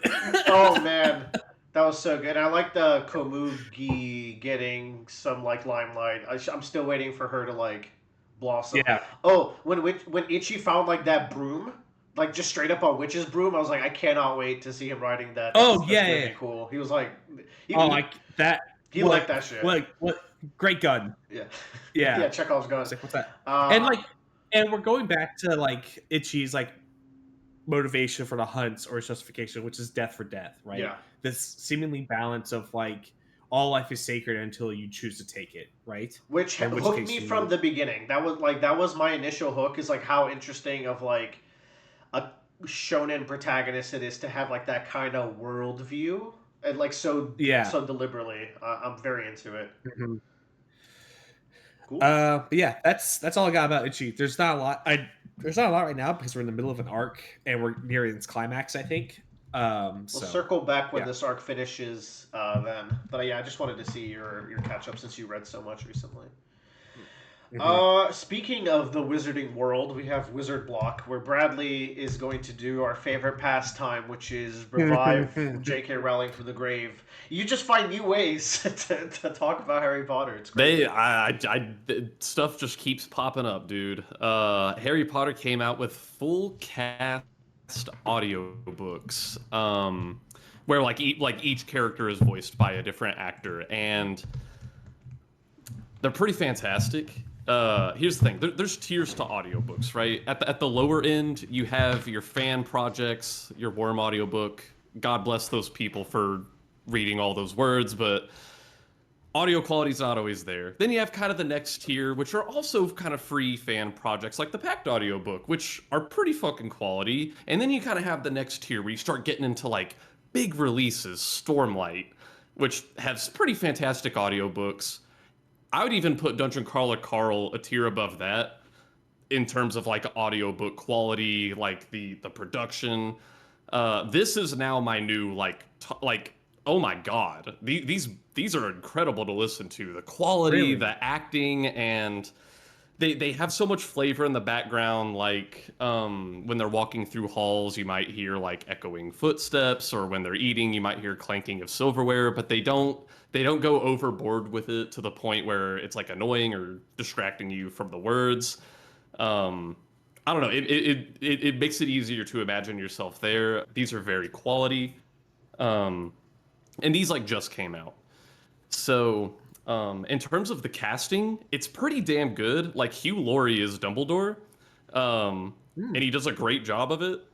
For the kids, like for Hermione, they got Arabella Stanton, who is actually going to be playing Hermione in the HBO show, and she sounds like fucking Hermione. They did a good job with everybody.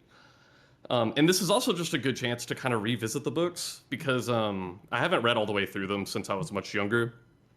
When I was, I think around the time the fifth or sixth Harry Potter movie came out, I hadn't read the books yet, and I watched one of those movies, and I was like, I have no idea what the fuck is going on. And that's when I read through the books, and I was like, okay, the books are way better than the movies. So as of right now, me and Amir are still on Chamber of Secrets for the audiobook. We went all the way through the first one, and we're a little bit through Chamber of Secrets. We have our fun little, like, we do audiobooks together at night before bed. And so I have to say, like, reassessing the books versus the movies, in general, the books are better than the movies, but at least for the first Harry Potter, maybe for the second, but definitely for the first, I actually think the movies are better than the books. And the first two movies are directed by Chris Columbus, which the rest of the movies aren't, which probably goes a long way towards making them so good because he's Did great. he discover? Did he discover the United States, the New World? Yes. Tyler, I was going to make the joke, but I decided against it because you started talking. Too slow. Too slow. You should have made it, Joe. I should have. Aside from, here's the thing: the first Harry Potter book is kind of it's really interesting. If you crack open the actual physical Harry Potter book, they don't actually get to the school until like halfway through the physical book. Like, the first half of the story is the Dursleys and the Diagon Alley shopping trip. Mm-hmm. The pacing was very much corrected in the movie. Like, in the book, after he goes to Diagon Alley, he actually just goes back home to the Dursleys for like a full month before school. So they get right to the fucking point in the movie. But aside from the pacing, I think they made some very good changes to Harry's introduction to the world. Like, for example, in book one, Harry has to kind of get a spiel about how this world works from other people just because he doesn't know anything, and neither does the reader. And there's a point when Hagrid's walking in through all the houses, and holy shit, my cat is shit. Hagrid's walking him through all the houses, and he drops a line where he says, "There's never been a wizard that's gone bad that wasn't in Slytherin." And I feel like in the book, Harry has no choice but to believe this at face value because Hagrid is the first good person Harry has ever met in his life. And so he's like, yeah, fuck Slytherins if Hagrid says it.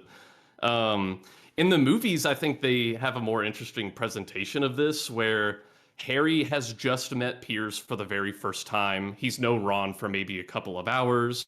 Mhm. he meets Draco and he kind of rubs him the wrong way. And then Ron is actually the one who says there's never been a wizard who's gone bad that wasn't in Slytherin. So I think it kind of turns the choice of Harry's house into more of like a peer based decision rather than like, yeah, Slytherin is definitely the bad ones. From like a Mhm. professional guidance opinion. It's like his peer, Yeah. Yeah, yeah. It's like yeah, your like kids on the playground saying like people that play Pokemon Blue are dumb. it's like when Harry's with Hagrid, he can trust Hagrid to guide him, but when Harry's around other kids his age, he has to kind of guide himself.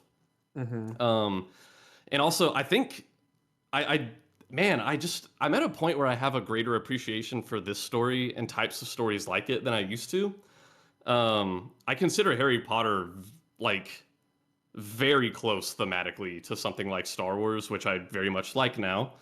Mm-hmm. When I was talking to Joe about that, I mentioned how there was a point in time currently at a point in time where what people want to see from fiction, I think, is more well-defined power systems, stuff like you might get in a Brandon Sanderson novel like Stormlight or something. There was a point in time where I feel like you could get away with looser power systems. I would consider the original Star Wars trilogy a very, very loose power system, and I would also consider that for Harry Potter. And when Harry Potter was still actively coming out, I never heard its magic system counted as a point against it in popular discourse, but now I do all the time. And What's I don't crazy think it's was. because the story. Go ahead. Yeah, go ahead.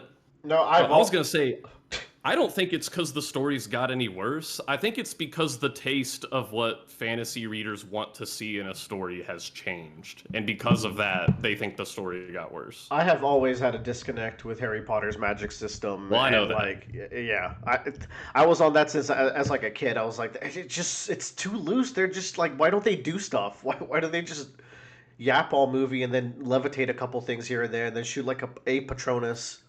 I was very That's the underwhelmed. thing. You're like, if you're going on a magical boarding school adventure, you want to see our character learn as much magic as he can because holy shit, magic's cool, and get better at it and just delve himself into this world. And ultimately, I'm just like, that is just not what Harry Potter's about. This is just like, ultimately, this is just like a very simple choice between light and darkness, like the kind you might get in the original Star Wars trilogy, where the particular moment I'm thinking of is the final encounter of the Philosopher's Stone, where Harry's met with Voldemort, and there's no combat, there's no fighting. It is just exchanges of words, and I'm like, the point of the story isn't Harry learning magic. Voldemort already lost the battle when Harry made his decision to not chase power and chase friendship, which sounds really like it sounds so juvenile for a story, but I think it actually kind of hits. It's all about the I think Harry Potter execution. has a very good narrative for like Mm-hmm. your choices are what matter. Voldemort's whole philosophy is he actually sums up his whole philosophy in one sentence. There is no such thing as good and evil. There's only power and those who are too weak to seek it. And the good guys in Harry Potter pretty much epitomize we are more powerful than you, we beat you, and we did not choose the same choices you did. I think Harry Potter is all about those choices, which I thought was really cool.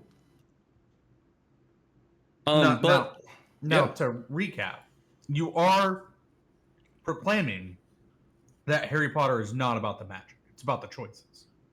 I think it's about the choices. Okay. Okay. Hold on, There are some why do other you ask? What's that question about? Well, I just want to. I was just asking. That's the thing. I think the way I described it to Joe when we were talking about Star Wars is what audiences want to see from Jedi is what the Sith do. You want to see badass combat and cutting people down and a cool choreography. And when you go back and you watch A New Hope, that movie isn't about Luke learning to be a badass with a lightsaber. He never fights anybody with a lightsaber. The whole point of him learning to be a Jedi in that movie is just learning to go with your gut. And I think this is a very similar thing where the point of the story is not Harry becoming a badass wizard. The point of the story is Harry being introduced to a world he knows nothing about and having the intuition to make the right choices, which is something that is entertaining for me. But aside from that, I did mention how I thought the first one or two movies might be better than the books, but there are some really cool stuff you get from the books anyway, where, for example, like they don't reveal Snape's ability as a mind reader until like maybe book 5 or 6, but all the way back in like book 1 and 2, there are moments where like Harry and Ron crash the car into the tree, and then Snape is like, where did the car go? And Harry's like, how the fuck did he know there was a car? Sometimes I feel like this dude can read my mind. So like they kind of plant some seeds like that way earlier than you would get in the movies, which is really fun. Like Sirius Black, who like he's the focal point of book 3, and he's actually mentioned in book 1, which I totally forgot about. So I don't know, they're pretty fun to hit. I don't have too much more to say about them, and I'm going to keep going. I might not do another segment on them, but I'm definitely going to keep going through these audiobooks. So when you and Emmy, when you're listening to them, do you just like put them on while y'all are cooking, or y'all are doing like what's the context of y'all like listening to them? I'm just curious. Or do y'all just like say like, all right, get to here, then we're going to talk about it or whatever? It can be during chores, like something like laundry or something, but a lot of times we'll just like listen and give each other like massages or something. Oh, okay. It's very relaxing. Cool. No, Right. but if you find other cool things in the other books, you should let us know for sure. That's the thing. I'm wondering how much more I'm going to pick up and appreciate this time around. I don't know. I don't know how I would describe it, but it's like I said at the beginning of this segment. I consider Harry Potter and Star Wars to be the original trilogy of Star Wars to be types of fantasy that don't happen as easily nowadays, because I feel like if you put them out, people would nitpick the power system instead of focusing on what the story is actually about. I don't know how founded that opinion is. But that's how I feel. When you said that, I was trying to find like counter arguments, and one of the biggest I can think is like, I don't know, like JoJo's, but even that's so weird that people don't really think about it that way. Jujutsu Kaisen's kind of weird. They like over-explain and under-explain stuff at the same time. It's That's like a feature of it, right? Yeah, sort of. Yeah. There's like, I don't know how ingrained D&D stuff is, but shit just kind of happens in D&D, no? That's big into culture these days. That's kind of like, it depends on how you want to do it. Like when you cast a spell in D&D, it lists out here the components that your wizard has to do, like has to have in order to cast a spell, and then like it writes that they do some sort of like hand gesture, but like they never explain what that is. They just say like, here are the components to cast a spell. Like you need to speak, you need to move your hand, you need to have a piece of backguano in your hand. I guess it gets close to like breathing and like Demon Slayer. I'm just trying to think of like big media, because like in Demon Slayer, it's like it's a technique and like there's a consistency there, but like shit just kind of happens also. So I don't know. Yeah, it's weird. And also that's anime, right? Like Western media. Well, no, MCU. Shit literally just happens in the MCU. You have no consistency in the powers, but people don't care that much, I think. Tony Stark just comes up with the bullshit all the time. I made a new element. Yep. I'm so smart. I am so smart. Also, I just love Dumbledore, like in any setting or fashion or medium. I feel like obviously you see him kind of in the prologue of this book, but Harry's introduction to him is he sits down at the Grand Feast, and who he's been told is the biggest, most powerful wizard in existence in history gets up there. And Dumbledore's like, before we start school, I'd like to say a few words. And here are those words. Blubber, swamp, nitwit, tweak. Thank you very much. What? He's just so funny, dude. I love him. What a quirked up old man. Well, like in the early in the series, he's like, everything's great. I just get to be a fucking stoner ass wizard and run the school. And then like he's like, oh shit, things are getting real. The troubles have begun. Yeah. All right. We're gonna keep the wizard train going by passing to Joe, who has a little mini movie block of 2 movies. Yes, I saw Send Help, which is a movie featuring Rachel McAdams and Daniel O'Brien. I want to watch this really bad.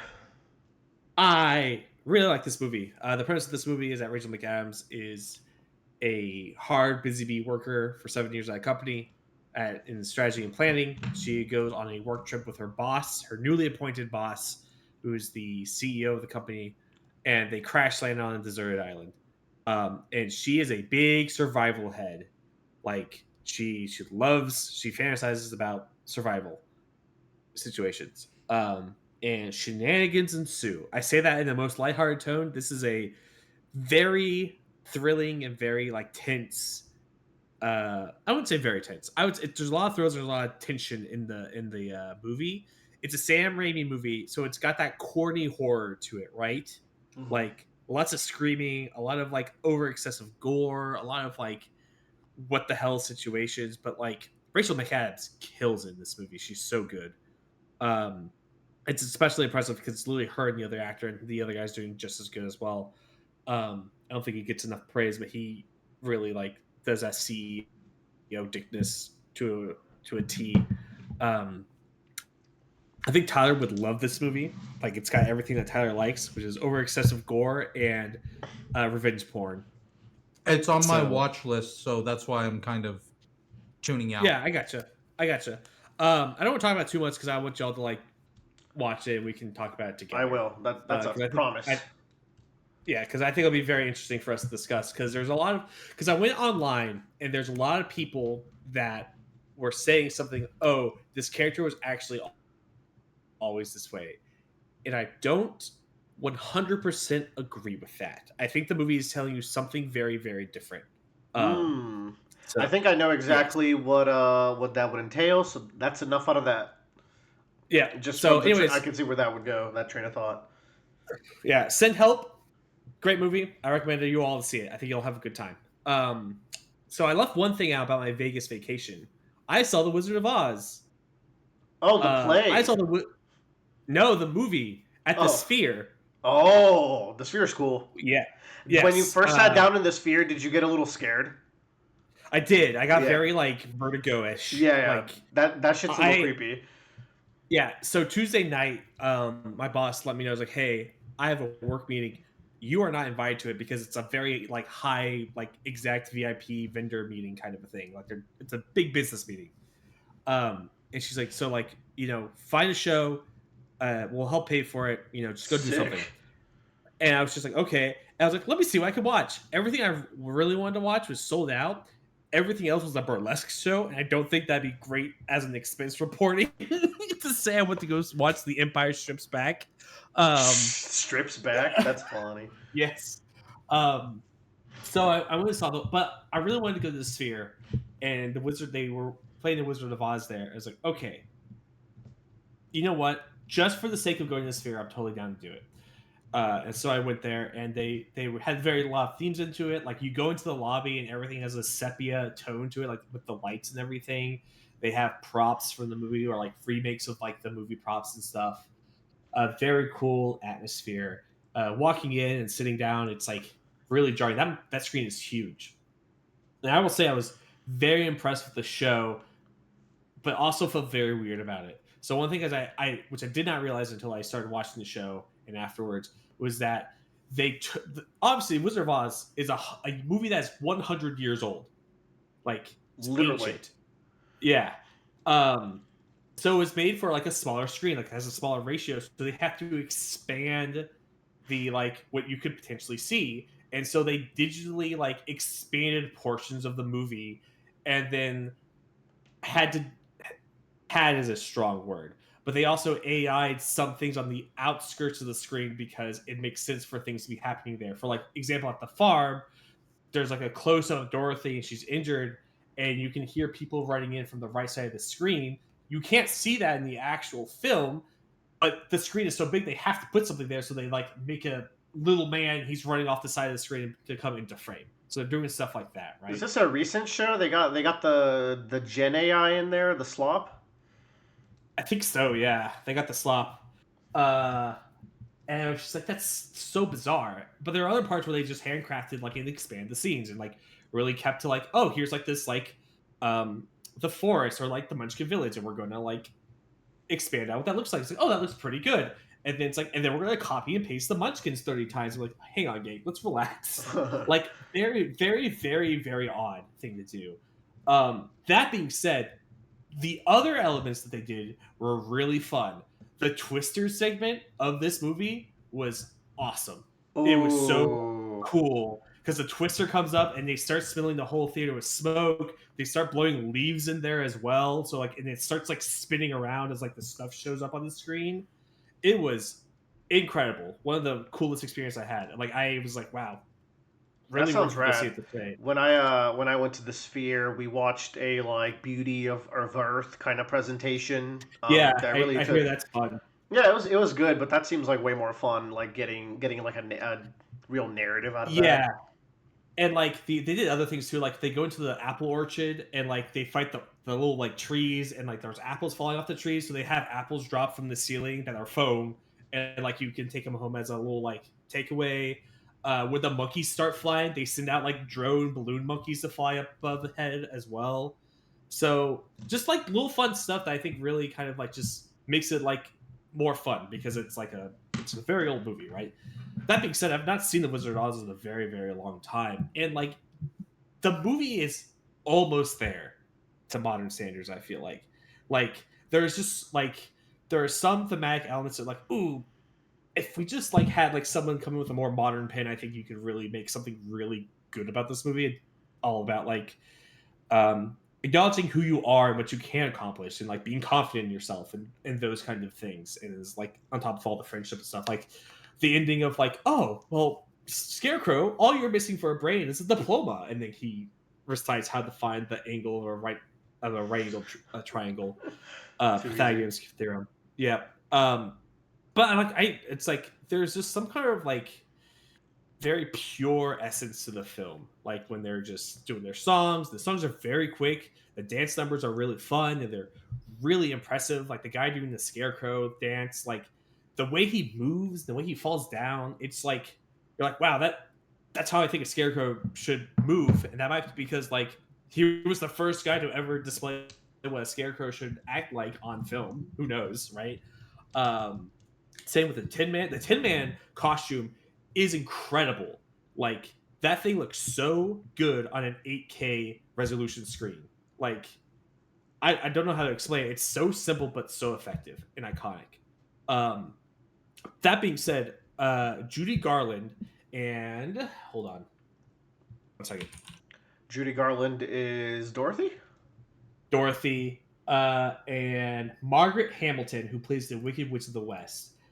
I think those two performances really hold up, if I'm being honest. Especially Wicked Witch of the West. That villain is just iconic. She is hamming it up. Like she is just being as like goofy and wicked as all hell, but you never like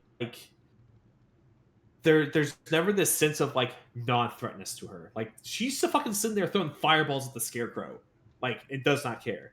And the way she like sounds, acts, the way she laughs, like it's engrossing. Like it's fun. You want to see her like keep doing stuff, right? The worst part about the movie is that like she's not in it more doing shenanigans. They should make a story about her and like really explore her. I think that would be really interesting. Yeah. I think. And what was up with that bubble bitch that just shows up? Yeah.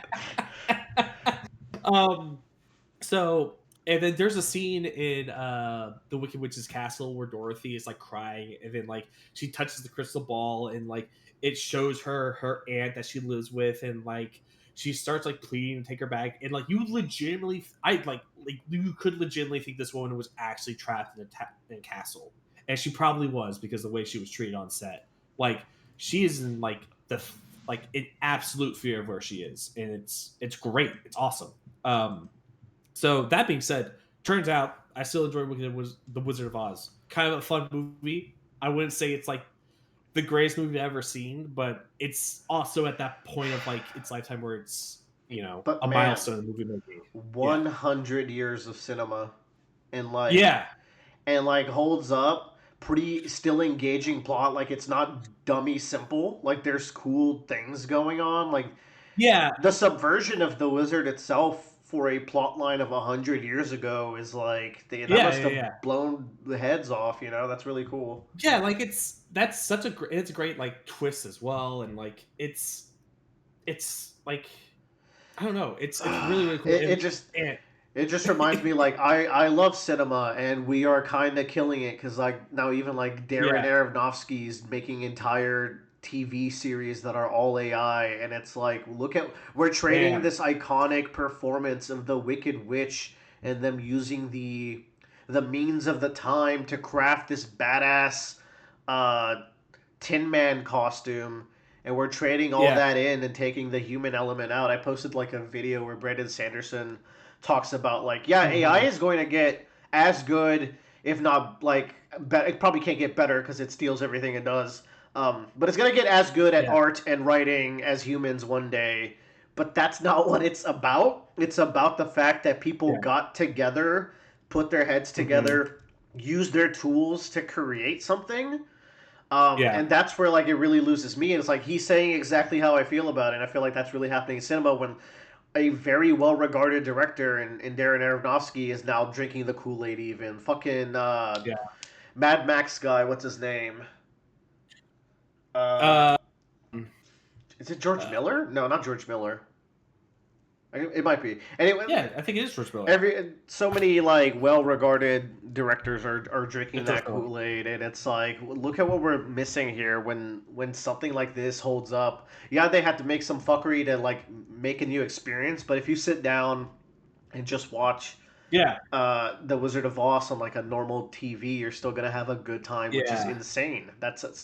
One Such an old story. Yeah, one thing that was really weird and jarring was that like so the Wizard of Oz head originally was like a pepper ghost effect where like it was reflecting off of a mirror, so it was a little translucent and everything. So that I guess they thought it wasn't going to translate well to such a big high fidelity screen because it probably would have stretched out that translucentness where you couldn't really see them. So they just like CGI recreated that head and was really really jarring to see there. They should have had a And I was like, hologram. that's not how it's. Yeah, that's not how it's supposed to look. But they motion capture it to the guy's face, which I think is really impressive. That they took a guy that's in a film and motion captured it to a guy in a film. Cool. Like, I think that's kind of impressive. But look, it's the most modern thing in that whole experience. It's like really jarring to look at. I told my dad this, but like if they decided to do Star Wars at the Sphere, which would probably translate better because it's a bigger screen, I would plan a trip to go see that because I think it'd be so cool to be sitting there on that opening shot of the Dude. Star Destroyer coming out above you. And you will see it like like quite early coming from like the top right, like that would be insane. yeah, and like the seats also vibrate too, so like as it flies over, like you'll feel it as well. Shit, if that happens, I'll go too. That sounds sick. Like and then the trench scene would also be fucking crazy. George Lucas would all be about that. Like, oh yeah, let's just I'll add another Jar Jar Binks into the back scene. Finally, Glub Shido gets added to the first movie. Yes, He's in the corner over there. Look over there. I don't know if I would recommend go seeing Wizard of Oz. I would recommend watching Wizard of Oz for sure. Like I thought that movie was much better than I anticipated. I think the Sphere is very cool. I would recommend going to see the Sphere. I don't know if I would recommend seeing the Wizard of Oz at the Sphere, but I had a really fun time. Go see a show at the Sphere. Yeah, that is recommended. Yes, that's cool. And also, when you're in your hotels at the Strip, the Sphere like looks at you via emojis. Yes, it's funny. Mm-hmm. All right. Speaking of the beauty of cinema, I've been watching a TV show called The Studio. I don't know. I want to watch this. This one's very Joe coded, I think. Yeah. It's a Seth Rogen produced, directed, I guess, main acted TV show where in the first episode he gets promoted to like executive producer of a movie studio. And it's a movie studio called Continental, so they're not like one of the biggest players, but they're like in that tier right below. They're like rogue tier movie studio. Double A studio. And like this guy, he really cares about making good movies, but he's now the head producer, so like he has to balance making slop and like the big blockbusters while trying to keep some of that film industry love that he has alive. Part of it is like they get the brand deal for Kool-Aid in the first episode, and like this is gonna be like Barbie, dude. We're gonna make billions off of Kool-Aid. It's like, how the fuck do you make a Kool-Aid movie? So they almost get Martin Scorsese to direct the Kool-Aid movie because Martin Scorsese comes in and he's like, "Listen, I want to make a movie about the Jonestown massacre. It's gonna be great. It's gonna be 3 hours. It's gonna really get into like the psychology." And then Seth Rogen is looking at that, so he's like, "That's the massacre where they died, yeah, drinking Kool-Aid." And he's like, "So you could say the movie's about Kool-Aid." So he's like, "Oh shit, I can have my cake and eat it too. I'm gonna get Marty to direct the Kool-Aid movie." So he buys the script off of him, and then Bryan Cranston, who is like the head of the studio, is like, "What's this bullshit about you getting Martin Scorsese to direct our Kool-Aid movie?" And then he has to like, basically he has to go and say, "Oh, I just stole the script off of Marty, so he can't make the movie because it's too close to the actual Kool-Aid movie we're gonna do, which is like a kid-friendly version." So that's all in episode one. Every episode is like pretty formulaic. Episode 2, for example, is like Greta Gerwig, I think, shooting a oneer for a movie, and the entire episode is shot as a oneer, and it's an incredibly impressive 40-minute oneer or whatever. And it's kind of like the show pokes fun at all these things in the industry while also showing it a lot of love. And I think the main thing that I think holds this show back is that Matt is such a people pleaser, and he wants the directors to love him and the actors to love him, and he wants to get invited to the parties, but he does care about cinema, but he has to do like a bunch of like buffoon shit to get his movies greenlit and keep the lights running. So he sometimes comes off, and sometimes like almost always comes off as like pretty incompetent. So I wish the show like took itself a little more seriously while staying funny, but it is mostly for the comedy and kind of like Hollywood poking fun at itself. Um, but it's really good. Like Catherine Hahn is the media outreach person of their company. That woman might be the funniest woman on the planet. Has she ever missed? She is so good at everything. I'm a huge fan of her. Bryan Cranston's really funny in his role as well. But Seth Rogen is like good. His character's interesting and like there's some cool thematic things. But again, he comes off like too buffoonery sometimes. But every episode is like kind of like tackling like a different topic with this loose overarching plot of the Kool-Aid movie. And the season finale is very fun. They're in Vegas and they're promoting like they're doing like Studio Con, where like the studios show up and have presentations about their upcoming slate. And Matt, who doesn't like really do drugs, is like, "Fuck it, like life is going good. I'm gonna get us some shrooms." And they're way stronger than anyone realizes. So fucking, they go to Dave Franco's party, and then they all eat too much. And Zoe Kravitz is losing her fucking mind that she's never been this high before. And Bryan Cranston has eaten like 7 of the chocolates, and he's lost in Vegas. And they're like, "Oh shit! If the reporters find him, we're gonna lose the company to like a Amazon buyout." Shenanigans ensue. It's a good time. It's 10 episodes. Nice. One of the first investments I made when I bought the house was, one, I got the hammock. 2, I got the treadmill. And what's really good about that treadmill is now I have like I can just watch TV shows while I'm running. So it's so time efficient. I just banged out so many of these episodes while running. So it was really good for that, and I do recommend it. I think you guys would like the show for sure. And I'll be watching season 2. I don't love it, but I think it's really good. I will watch it once I finish Lost. Nice. Very competently shot as well. Like it's a very good looking show, and it takes its craft very seriously, even if it's like poking fun at itself, which I think is pretty fun. I guess I'll hit it back to back because this is like my biggest topic in a way, but it's also like I can't go too into it because I've been playing Alan Wake 2. Joe's been wanting me to play this. He funded partially the purchase for it alongside Baldur's Gate 3. This is a very interesting game. This is like the main game I put time into, but I'm still like really early. So where I'm at, Joe, I've Hmm. switched back to Saga for the first time, and I'm at a theme Hmm. park, like a Yes, coffee-based coffee world. Coffee World. Yeah. Yeah. So I'm exploring Coffee World. I'm going back to her trailer. Everyone knows her in the town. She's like, I've never been here. Hmm. This game, I'm really glad I watched Twin Peaks before playing this game because Yeah, this yeah, yeah, game yeah. loves Twin Peaks as well. Yeah. And I watched a playthrough of Alan Wake 1 before starting this, and I also watched like a summary video of the plot.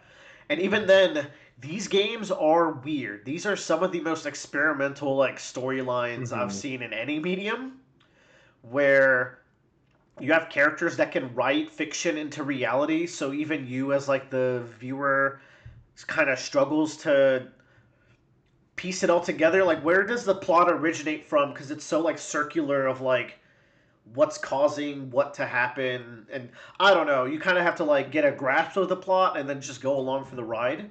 That's the vibe I'm getting so far. um, Yeah. but like overall it's making sense. I like the detective investigation. I The thing with Remedy games, the only Remedy game I've played aside from this was Control. It was very cheap on a sale once. I did not like Control, and that's very like these games. They're so interesting because like they're very cool narratively, they're very cool visually. Something about the way Remedy Studios does gameplay does not click with me. I don't like their world exploration. I don't like their combat very much, and I do think that extends to Alan Wake 2 a little bit. I think Hmm. my favorite part of the game is the survival horror vibes. This is a lot more Resident Evil than Alan Wake 1 was, and Control was a lot more action game. There's a lot more Yeah. resource management, find keys for locks, yada yada. Like get a little spooked when you turn a corner because there's some shadow folk trying to hunt you down. And they can kill you pretty quick too if you miss some dodges and miss some shots. So I've been enjoying that. Hmm. Um, but like I don't really love exploring the world too much. Like it's very interesting visually, but like when you're playing as Alan, for example, he has two different Yeah. mechanics, which is like he gets to write his way forward, and he gets to Hmm. like absorb light from one place and deposit it in another place, and it changes the environment around him. But neither of these two mechanics really like click for me because like with the writing, it just kind of feels like I'm going from location A and B and connecting dot A to B, and then Alan just kind of writes some stuff that I have no like agency over what he's writing, or even like as the player I'm not able to predict what he's about to write into the story. So it really just kind Hmm. of feels like you're putting stuff together and watching stuff unfold. And I would say for that, in later levels, it'll it'll start making a lot more sense. But I also think that confusion for you is a purpose of the narrative, as well. okay, I trust it. I have a lot of trust that like they're doing some big Yeah. things here.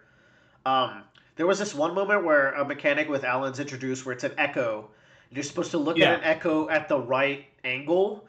That took me Yes. forever because I didn't realize like you have to get like really close to the angle, and I was like, surely I'm looking at it right. Like, I don't know. It took me I so long. They're easy to I do think now, but that first one was so yeah. jarring. I think like the first like few sections of that game for whatever reason are a lot more difficult than they need to be. I'm not sure why. Like there's just something it might be just because like the puzzles are so abstract because I've definitely felt like that where you are where it's like there's a lot of confusing elements to this game, but as I played, I felt a lot more comfortable in the puzzles they were putting in front of I me. too am getting more comfortable. For example, in my recent saga section, I started like doing her case files a lot more, like even the optional ones. I just like was knocking them Yeah. out, and I was like, I wasn't really piecing together like what I'm doing here. They even help you solve some puzzles, which I didn't realize. I was like just solving the puzzles by looking at the environment, but like you can kind of Hmm. walk through them also by going through her case files, which I thought was fun. So it's starting to click more in my brain. But yeah, I think it's. I don't think it's the game design getting better. You just get weird. You just get used to the weird logic that the game uses. Um, Yeah. but overall, the plot's pretty cool. Like, so Alan gets out of the dark place by writing a Hmm. novel that his evil doppelganger, Mr. Scratch, starts editing the novel to make it into a dark horror story in order to make fiction change reality, and then that story starts seeping into the world. That's what I've gotten so far, and I'm like, that's a pretty cool plot. Doctor Mr. Scratch or whatever scares me. The fact that he was like haunting and like stalking Alice is kind of horrifying because it's like, oh, someone with the face of my lost husband is like stalking me is so traumatically dark. So that was pretty cool. And I think, if I'm not mistaken, I have the ability to switch between the two characters at any point. I haven't done that yet, but I think they mentioned something about going to a bucket in a janitor closet. I was like, what the fuck are you talking about? There's a bucket in both Alan Wake's and Saga's area where you can go into use between whenever a level ends for either one of them or a segment ends, you go back to where that bucket is essentially. Okay, I guess that's all I'll switch next time. Yeah, so I would highly recommend you switch between the two every time. Okay. I think if you go too far one way and then go the other way, it will confuse you a lot more. If I'm being honest, I could see it. Yeah. Is Alan's stuff all still in the past? Because like he's escaped the dark place. So I'm like, oh, I'm surprised we're going back to like play as Alan. So I'm curious to see what happens there. Yes, pretty much. Like you're just flashing back, essentially. Okay. But I would recommend you keep like going back and forth between the two. I'll say I don't think the voice acting is very good in the game. That's something that's like stuck out to me. But I don't really mind the dialogue too hard. I find it. I was annoyed to be first, but like I also found it very charming eventually, because it's just such a weird game. Twin Peakian, I guess. Yes. I'm very excited because if I am remembering correctly, the next Alan Wake segment you play is my favorite segment of that game. Sick. Cool. And you'll know because you'll be like, what the fuck is going on? I'm waiting when Joe talked about this game the first time, he mentioned like there was a moment where like he was too scared to continue for a bit. I'm like, oh, I wonder what that's gonna be, because like this game loves to jump scare you. You turn a corner and then like a distorted face would just pop up in your screen. It's like, fuck off. Like, I remember. Yeah. Go ahead. In the subway, the dark presence starts chasing Alan, and it's just like this abstract like blur in the air. I have to say the presentation of like how scared Alan is and how threatening that entity is was really good. I was like, I don't want to fuck with that. I was into that. I know that feeling that I had. I cannot remember where it happened or what it was actually even. Like I remember at one point where I was just like, I'm gonna stop for the night because I need to recuperate. And that just might be me playing at like 1 o'clock in the morning and like hearing shit. Sound design's good. You're walking around, you hear some grumbles, and then you realize it's like a radio tower, but then it is actually just a weird shadow person that was behind you. So it's got that going on. I'm keen to keep going. Feel like I'm getting used to the weird ass mechanics of the game. I'm very. I think my biggest plot hook right now is what the fuck's up with Casey, Casey the human, and Casey the novel character, but then also the Casey that Alan is writing and seeing in the dark place. Like I don't know, but very interested to see what happens there. And that's what I got for Alan Wake so far. We will touch back on this. Meanwhile, why don't you boys talk about Hytale? This has been like a big game you guys have been playing, and doing even more than playing, as a matter of fact. Minecraft 2, baby. Finally. Talking about canceled Riot games. Oh, shit. Hytale. Yeah. Oh, no. It's pretty damn good, I gotta say. It's they've taken a lot of... This is a game. It's not alpha, right? It is beta. It's early access, whatever it is, and even so, early access. Even so, what's there is pretty damn good. I mean, you can reach like I guess the end of what there is to see much quicker than you would in existing games like it, like Minecraft and Terraria, but. Like it just has such solid foundations that like I'm already having a shitload of fun with it, and I can't imagine what it's gonna look like in a year or two.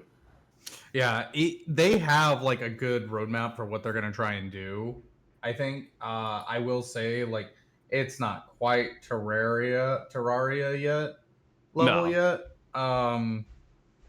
because they don't have like bosses or anything. But it seems they like they haven't had might over a have. decade of time to add extra shit after Yeah, releasing it. yeah, but I think they did start over from scratch on it again.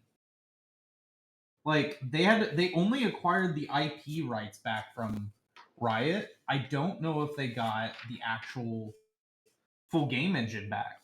That would be Uh, fucked up. yeah, like I don't know, man. They are pumping out content for this, and what's crazy is Bradley and I have been learning how to mod the game a little bit.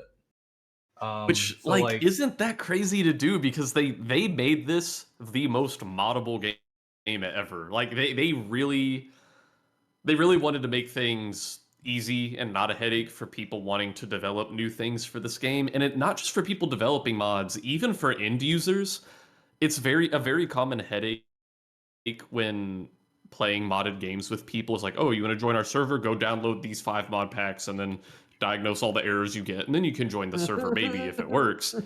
This yeah, game, only the person running the server has to install the mods. You can just put in the fucking IP and they will just automatically apply to your game when you Which, connect. if I can jump on real quick, I don't play a lot of modded games, but whenever like our group ends up playing one, it requires like guides written and YouTubed to set everything Yes. up. So the fact that only a host needs to do these mods is really good. I yeah, think like yeah, we lived through the era of like gaming kind of goes through eras. Like there was a while where fucking like FPSs were the hottest game, Minecraft was the hottest game, Fortnite was the hottest game. We lived through the entire era of like Minecraft and Terraria being the kings, and so many like game design lessons I feel like were learned over the course of that decade or so, and all of those lessons were put into Hytale in terms of like making crafting more convenient and the exploration. And I even like this idea of progression that they have for just as you experience and see more things in the game, more mob types, more items, you kind of collect these memory things and you can go deposit them in this statue, which unlocks more things for you, more crafting recipes, more teleport points, stuff like that. It's a fun progression. yeah. And also, I like having combat that isn't It, just click and swing. Yeah, it's like the one thing too is because we're modding it, I like we see what's all in the asset editor, which it's super easy to like add assets. So like me and Bradley were fighting this enemy and we're like, "Oh man, that would be really cool if that enemy dropped that scythe." Well, it doesn't. But that scythe is in the game files, probably to be set up to be dropped by that enemy eventually at some point. Because like yeah, they have an art asset for it, but no, like they have a full weapon for it with animations and an ultimate like ready to go. There's just I don't know why it's not in the game yet, but like it's weird because a lot of the mods were like front loaded with people who were just like taking stuff that was already made and just like kind of putting it in. So like there's a whole slew of weapons that are in the game and it's like, oh yeah, yeah, there's a bunch of katanas already made in the game files, so now it's Keb's katanas. But no, it's not Keb's katanas, it's just the katanas that are already in the game files. You just put them in a mod pack so that players can actually play with them. I did get a moment out of us playing though where Bradley was like, holy fucking shit. And I I got to was like, like holy see fucking that shit. I got to see that like Bradley story form where he's just like, dude, this is the most amazing thing I've ever seen. I like out And of any other game in this genre, the world gen is just so impressive to me. yeah, they're releasing a world generator like visual scripting expansion for the game that I'm really excited to get my hands on, which I think it's already kind of out. Um, It's I kind just of haven't like got to mess Unreal around with it Engine yet. blue. It's like Unreal Engine blueprints that you can use to configure the world generation of your world, and it seems relatively intuitive to use. It's pretty cool. They put out a short video where in a couple minutes this guy can connect a few nodes, and now it's like, oh, this biome creates these little mesas that it wasn't previously creating, and I'm like, holy shit. Yeah, But even then, it's like, yeah, also me and Tyler have had some cool adventures. Like, we found this like evil hell devil island where everything, all the trees are dead and the ground's like black and purple. And we adventured there for a couple hours already. And then before we left the island, we're like, what's the underground of this biome like? And we're digging down, and then you fall really far down into a lake, and we climb out of the lake and we look up and we're in like this giant underground jungle, which like it's big enough that it looks like you're outside even though you're underground. Like you can't see the fucking ceiling. And then we're going through the underground jungle, and there's like a village made out of like these, there's like a village of like bamboo huts and lava lakes and these giant frog monsters. And I don't know, the world generation is just much more entertaining to me than other voxel games like it. Yep. It's cool. It's good. Good game. I'm just like, obviously, it's not where it's eventually going to be. I'm excited to see what it'll look like a year or so from now. Cool. All right, Joe, you've been reading a book, Before They Hanged. This is the second one of the Before They Are Hanged, the Blade itself. the first Law trilogy, which started with the Blade itself. Right. Yes, this is. I finished the book about 2 weeks ago. I very much like this book. After finishing this book, I would say I recommend the Blade itself. Now, I would say, um, absolutely incredible characters. Like some of my favorite I've read this year, which is very early on, but like just fantastic. We get a new perspective with Colonel Wes, which is an old childhood friend of my favorite character of the story, Superior Glockter, who's like this Inquisitor type of character, and he is in charge of making sure that the Crown Prince is alive and well by the end of the war, or in the North War that is happening. Um, and this guy is, God, this guy is so fucking funny. He's a cap. He's the guy. He's the type of guy in media where he just goes capital at every sentence whenever he agrees with something, and it makes me laugh every single fucking time.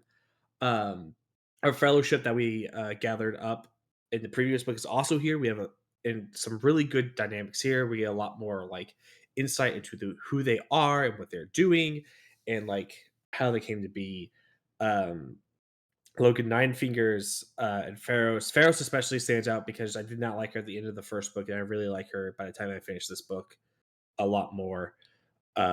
Giselle as well, Baez, just the whole crew that's there um, is really, really, really rock solid. The world is like introduced in such an organic like matter, I would feel, of like conversations that are happening, stories being told, and like there's a really big theme in the story of just being grateful that you're alive, and the idea of like the world can get worse but you can make it your way through it. And I think that's a really good like pessimistic but very positive overall um like theme to have.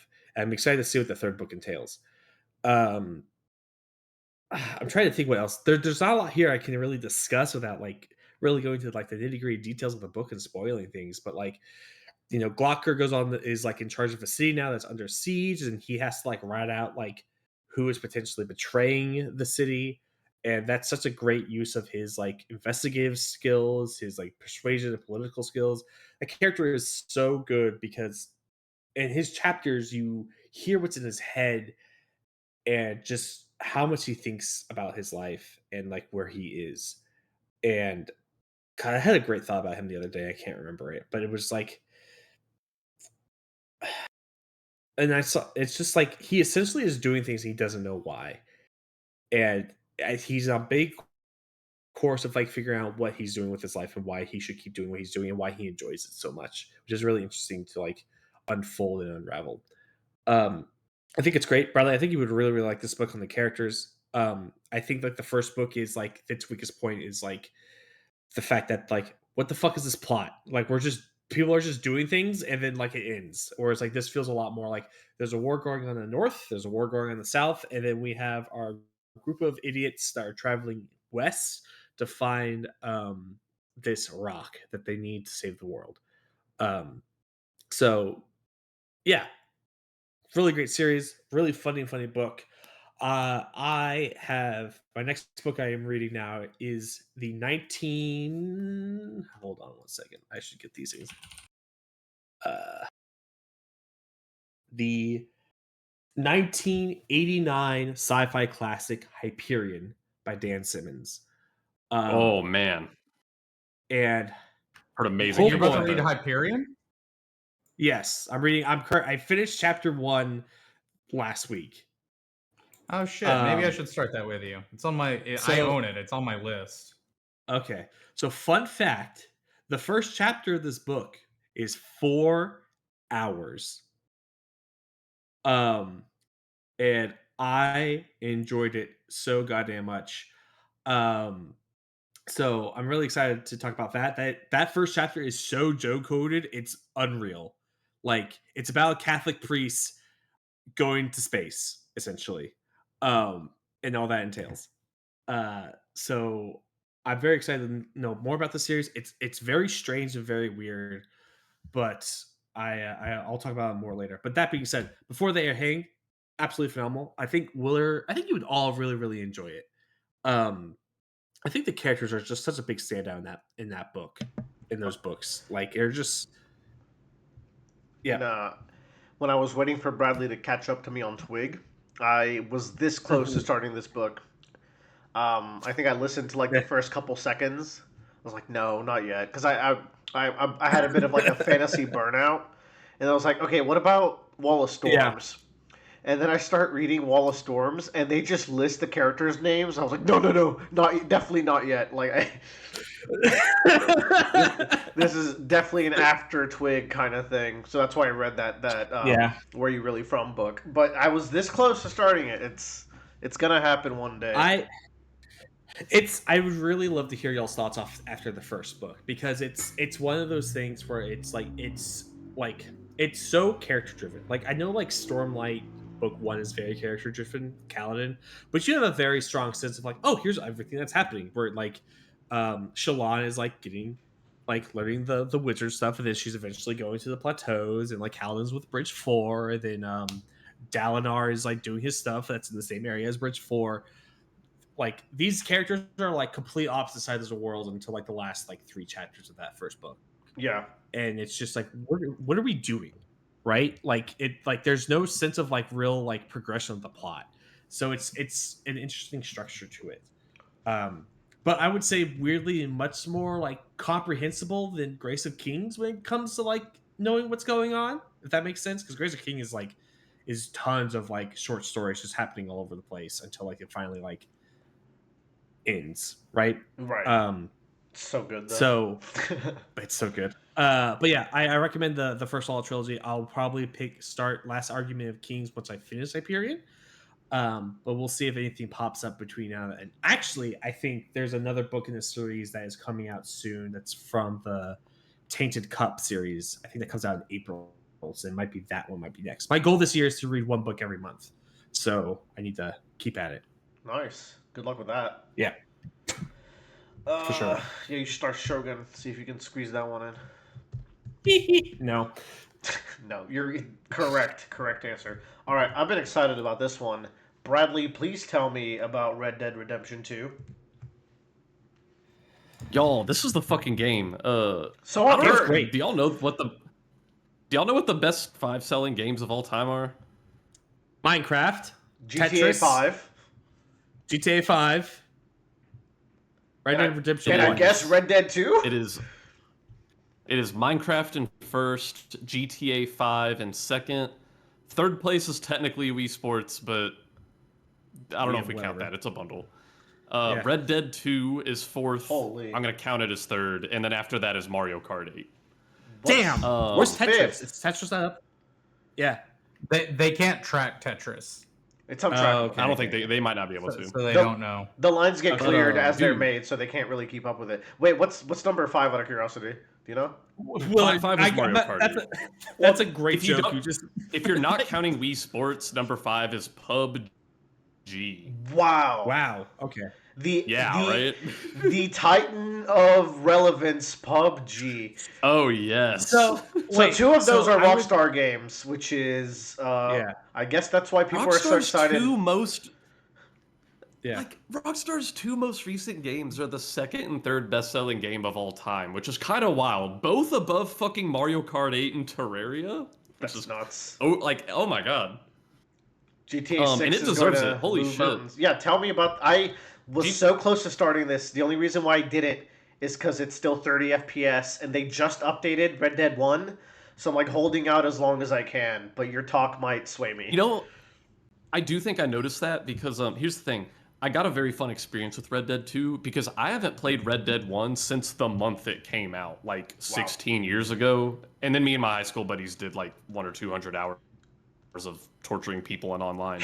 Yeah, I didn't know you were a Red Dead guy. So you were so telling me that I- story. Yeah. So I don't remember anything about the plot of Red Dead 1 other than you play as John Marston. So now that we finished Red Dead 2, we're about to roll right into Red Dead 1, which is really fun. Sick.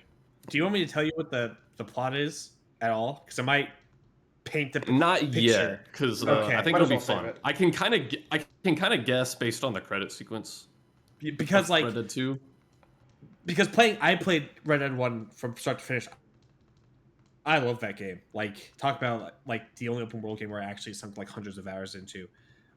So playing Red Dead 2 was very interesting, knowing what Red Dead 1 is about. And that's the thing, very like going through Red Dead 2, and then I feel like going through Red Dead 1. I'm sure a lot will start coming back to me once I start going through it, but as of right now, I don't remember shit other than you play as John. But oh my god, what an incredible, like, story-wise, game design-wise, graphically, I was blown away. This is I don't even know where to start. I guess like game design-wise, in terms of open worlds, they really just truly hit the sweet spot of density of locations in the world and act like the frequency with which you run into interesting things without repeats is fantastic. I feel like anytime I leave town to go to a different town, I'm guaranteed to get 1 or 2 random events that I haven't seen before that are very interesting. Which, like, I don't know, sometimes I'll go back to Skyrim, which is still fun, but Oh man, Skyrim's got nothing on this. it's got nothing on this, frankly. I don't know. They just really, I don't know. I said sweet spot, but that's what they did. Yeah. Now, story-wise, I wasn't prepared for how good this was going to be. I cried. I like really truly cried at least once, and I had tears more than once. This is what I'm here for, because like I don't know how much I'll like the gameplay. I'll probably like riding around in the world, but I need that story, man. I've heard way too many good things over the years. So, like, obviously, like, I don't have to spoil the whole thing if you don't want it, Willer. But this I will is say basically following the. I know how it ends for a certain character, Yeah. but I don't know like I don't know any of the character dynamics and stuff leading up to that, or like what the journey is, or anything like that. I just think, you know, this is kind of following the story. You play as Arthur Morgan, and this is kind of following the story of the gang he belongs to, the Vanderlyn gang, and which is basically his family. He's been a part of this gang for longer in his life than he was before in the gang. Like, he joined it when he was like 12, 13, 14 or something. And I think the point of the game where it really started sticking to me, because constantly throughout the game, you're on the run. The game starts with you on the run from the law, and the game is just a constant cycle of, to get away from the law, we're going to have to do this job, go here, do this thing, get this money, etc. Doing that thing always digs you in deeper. You get more law on you. Oh, shit, now it's the FBI. Now we got to go here. So you constantly dig in deeper, and everyone in the gang is constantly constantly talking about the old days, how much better it was. I wish we could get back to simple times. And I think the game really started clicking with me when there's just this conversation John has with Arthur where he's like, Arthur, I don't know, man, like, I'm starting to wonder if things ever actually were the way we thought they were. Ooh. Which, like, just, I don't know, from that point in the story, they get put on this path of, like, kind of second guessing what their gang is even doing. And because they're such a close-knit family, because these people are ride or die for each other, I think the loyalty of the gang is their strength. Anywhere they go for each other, they steamroll over whatever gang or territory they encounter. Like, Arthur will go 1v20 at risk of a fate worse than death to save his family, and so do the rest of them, like Charles and John and Lenny and Sadie. One member they pick up for their gang from the rival gang, the O'Driscolls, Kieran, even he at one point is like, I was with that gang for way longer than I have been with you guys, and they never even bothered to learn my name. Damn. But this loyalty they have for each other kind of ends up being what destroys them, because when they are told to go on a job that maybe they don't morally agree with, or a job that they are like, the heat this is going to bring on us is 10 times greater than the payout we would get from it, they are met with, from their leaders, stuff like, I don't know. What's his name? They name will is push back Dutch. Dutch. Dutch yeah, Vanderbilt. and Dutch is so for me. I can tell from just playing through that prologue that character is gonna change me. because they love him, and their Dutch is basically their father. Like, a lot of these people have joined this gang when they were teenagers, and some as adults. But like I said, they ride or die for each other. And when they get to points where they're like, I don't know if, like, we do bad things, but this is like a really fucked up job, or if it's like, oh my god, they're gonna try to hang us all for this, it's not worth the money, and they push back on him. He's really good at spinning this card of like, how long have we been family? How many times have I risked my life for you? How many times have I fed you? I would kill for you and die for you, and you won't do this for me. And time again, they're just like, you're right, man. Shit, you know what? We're family. We'll do this for you. And it's just kind of this toxic cycle that digs them in deeper. So, I don't know. It's really fascinating.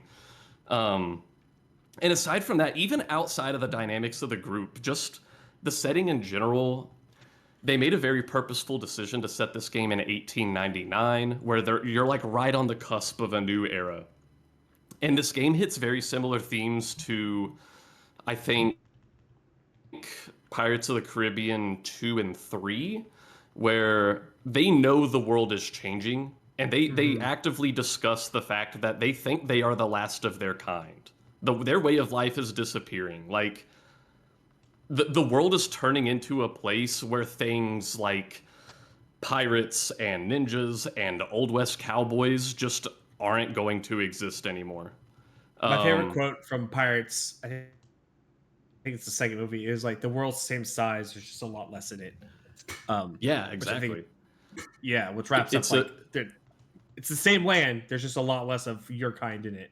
Yeah, very similar feeling to what's going on in this game. And Arthur has very powerful opinions on the transformation the world is going to, and so does everybody else, because most of the people who are opposed to their gang talk about the fact that, like, there is no room for people like you in civilization. The U.S. is eventually going to be all settled with cities, and there's going to be no room for cowboys or outlaws running around on horses and shooting people. And Arthur has a very, very negative view on this civilization that he sees spreading all over the world. He's like, if you could even call it civilization, he's like, I think calling your cities civilization is very hypocritical, because he's like, I go into these big cities and I see someone poor and starving to death on the ground, and people just walk by them. They don't even say no. They do something worse. They just pretend these beggars don't exist, pretending nothing happened, and that they're good and civilized people. He's like, that does not sound civilized to me. And so, I don't know, just like the contrast between them living out in the middle of nowhere, robbing people, and him looking at civilization and pointing out how much worse he thinks it is than what they do is very fascinating to me. Seems so good. Um, and I Sweet don't know, game. like even just the structure of the game is very good for like ramping up the pressure as you play through it. Because geographically, you start on the far west side of the map, which in this game, east represents that civilization and west represents freedom. There's no one there to tell us what to do, where to go. And so you start in the far west and you're on the run from the law. And to get away from the law, you got to go further east. But further east, it's where people hate your type of people more. And so you get into more trouble. And well, you can't run west, so you got to run further east, which gets you into more heat. And it's just ramping up and up and up until you get kind of all the way to the ocean where there's nowhere to run. And that's where things really start blowing up. So even the way like the geography of the game is laid out lends itself well towards like ramping up the story. This is another game where I feel like it is just firing on all cylinders. They know how to make a fucking game. And like, not all the tears I cried were even sad tears. Like, in the epilogue, I was crying because I was so fucking happy for some of these characters. That's So good to hear that it's not all doom and gloom. that's like it has a amazing range of like horrible emotional lows and amazing emotional highs. So I mean I don't have a ton more to say, but those are the main things I love about it. And I would I would recommend this to just like not every game I play I would recommend to everybody. Like I'm not recommending Pathologic 2 to anybody. This is a game I'd have a hard time finding a type of person I would not recommend this game to. I feel like there's something anybody would like in it. I I really just want happen to to. like everything in it. I really want to play it this year. I want to get it into like media of the year. I wonder how long I'm comfortable. Like you, how long was your playthrough? You jokingly said 850 hours or something like that? It was over 100. You can speed run it. You can speed run through it much faster than that, but I think so much of what makes this game good is the side missions where you are developing the relationships and personalities of the character, and like even the side missions that don't have anything to do with our group are developing those themes I talked about of like how Arthur views civilization and what is happening to the world.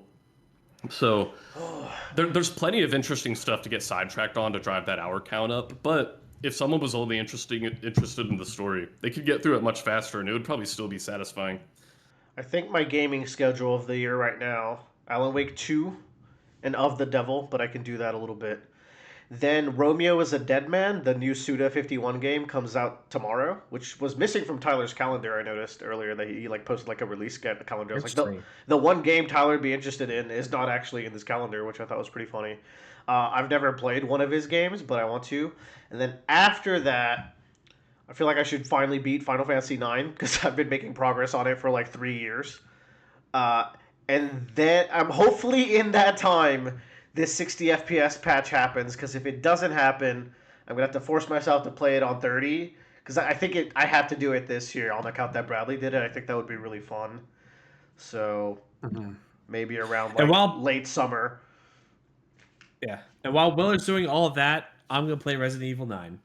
Ah, fuck. Oh, that's right. I forgot. He forgore. Well, shift that plan over just a little bit. Those games aren't that long. But yeah. Yeah. I'm gonna try to get to it. I want to okay. talk to you I have story played- stuff. I've played 90% of Red Dead Redemption 2, and I unfortunately played that with my ex-girlfriend, and she named all of our horses and shit. So it's like, a little awkward, but it is what it is. You gotta let go of the past or whatever. I could always start over. Something west. No, that's insanity. But you probably will. Yeah, I really like Red Dead Redemption 2. That's my own I really was enjoying it. It's a really engrossing game, just to kind of explore and run around it. Yeah, I mean, I waited Here's the I think Red Dead 1 came out 8 years later. Red Dead 2 came out, and it's been about 8 years since then. But obviously, they're working on Grand Theft Auto 6. But and here's the thing, I don't even know what a Red Dead 3 would be, but the thing is, Red Dead 2 was not conceptualized at the time they made Red Dead 1, and it was still No. an amazing story because of the writing they did. So, like, maybe they could just do Red Dead something else. It doesn't have to be Redemption 3. I'm really interested this like to hear your thoughts after you start Red Dead 1 because I like know. I feel like there's a lens to play Red Dead 2 after playing Red Dead 1 essentially. Like, they're probably expecting you to have that lens for Red Dead 2, which I didn't have. So I played a little of Red Dead 1 back in the PS3 days. I do know the big twist of that game as well. So I'll at least have that lens going into 2. But Okay. I'm not going to do 1. That one can't fit into the schedule, unfortunately. Yeah. But cool. All right. But no, like Expedition 33, this is a game where like it got so endlessly praised that you have to wonder, does it actually deserve all the praise? And this is one where I'm like, yeah. I did want to bring that up. Like, one thing about this game that I will always hold against it is the product of crunch. Like this and like The Witcher 3 is like the crunch game. So I have like a reservation in my heart of giving it like 100% of the praise because of course your game's gonna look gorgeous and have cinematic lighting and these gorgeous graphics and an abundance, a cornucopia of side quests when you kill your employees to make it. So it's like that's something I'm gonna have to wrestle with, and that's just the ugly part of like of a successful game like this is the sheer human effort. And like Rockstar is not like a very kind studio from what I hear, and I don't know if that's changed any since then. I imagine they are currently whipping their engineers to make GTA 6. So I don't know. No, that's the thing. Like that's actually the reason I didn't play it when it came out, despite the fact I played so much Red Dead 1 online in high school, is because I was like, I don't know, I was just rubbed the wrong way by the crunch. Because I'm like, damn, even with 8 years of dev time, these motherfuckers are doing 90-hour weeks. Like, it sucks. But ended up playing it because it's like it's one of my favorite games of all time, and I'm like, I get it.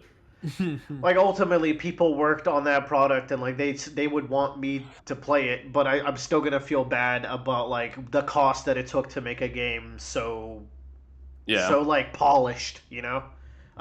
So polished, but they couldn't get it to 60 on the PS5 until later this year.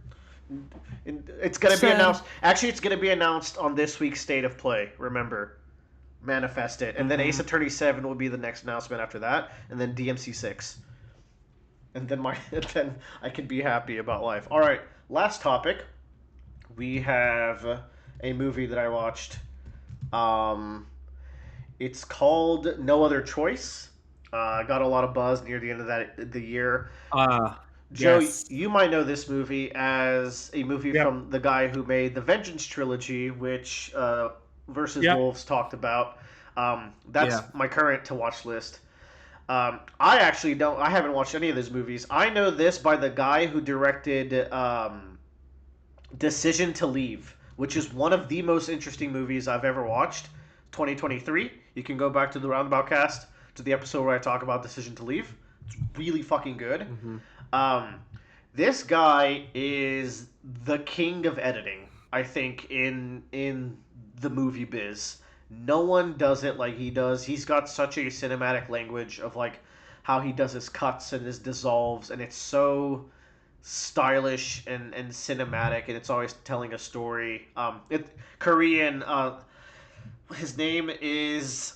I am terrible with Korean names. It's Chang Park Wook, I think, and director of Old Boy, Sympathy for Mr. Vengeance, Lady Vengeance, etc., etc. But yeah, this came out this year. It is also a Korean movie, and basically the plot of this movie is a guy gets let go from his job as like a head of a factory kind of deal, manager kind of role, and he goes through a slump of not getting employed, which is always going to be a fear that an adult has to face, especially in our times of AI stealing jobs and whatnot, and companies downsizing all the fucking time.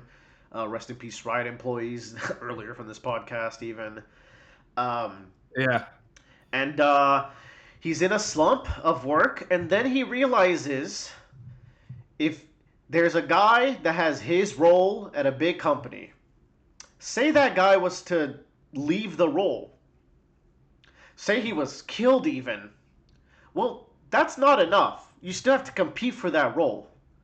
But what if I located the next two best qualifiers? Like, I'm gonna rank myself and my resume versus their resumes and see who is my biggest competition. Well, it's only two guys. So if I kill 3 people, I can for sure get hired and provide for my family. And that's the plot of this movie. That's what I did. Yeah? You killed some guys? Yeah. How many did you have to get your role? One. Okay, well that's it's kind of weird because it's like I assume there would be more applicants than that, but that's just how. Well, it good was you an are, I entry guess. level position, so. But yeah, it's dramatic. It's also very funny. I will say like the beginning is pretty jarring and like it takes a while to pick up, but when that element of the plot kicks in, you're just locked in and it's really fun. As he's like stalking the people that he's planning on killing, like the movie does a really good job humanizing them and like introducing aspects of their lives. Some of the funniest scenes come from him stalking them or even attempting to kill them. Movie's absolutely gorgeous, but I do think I like Decision to Leave more, to the point where like I don't rewatch movies very often, but we were having a movie roulette night last weekend, and I was like, let me toss this in just because I've been wanting to rewatch Decision to Leave to really reinforce that I do like it more than No Other Choice. But this is a really good movie. I think it just hit Netflix, if I'm not mistaken. So it's really easy to watch if you want to drop a Netflix subscription. I think you would enjoy it, Joe. And I found a hack with Netflix. oh yeah, Which was interesting. do you want to publicize it? Sure. Basically, I log into Netflix on my computer, and then my Netflix is like, oh, this person's traveling, because obviously he'd be watching stuff on his laptop. Therefore, that place is now where he's going to be for a week, and then I get Netflix for a week for my parents. I love it. Goes around the whole like studio blocking. I've tried that. Look, Netflix nice. knows when you're in the same. What? Huh? Didn't work for me. Yeah. I don't know.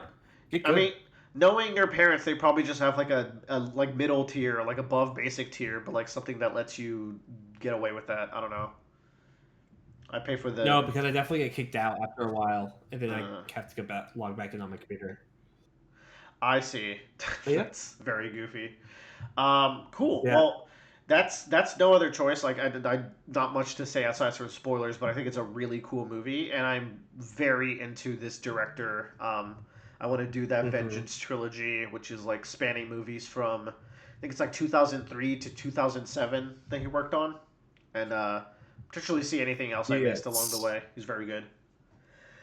All right, well, that's Roundabout Cast 103, well under 3 hours.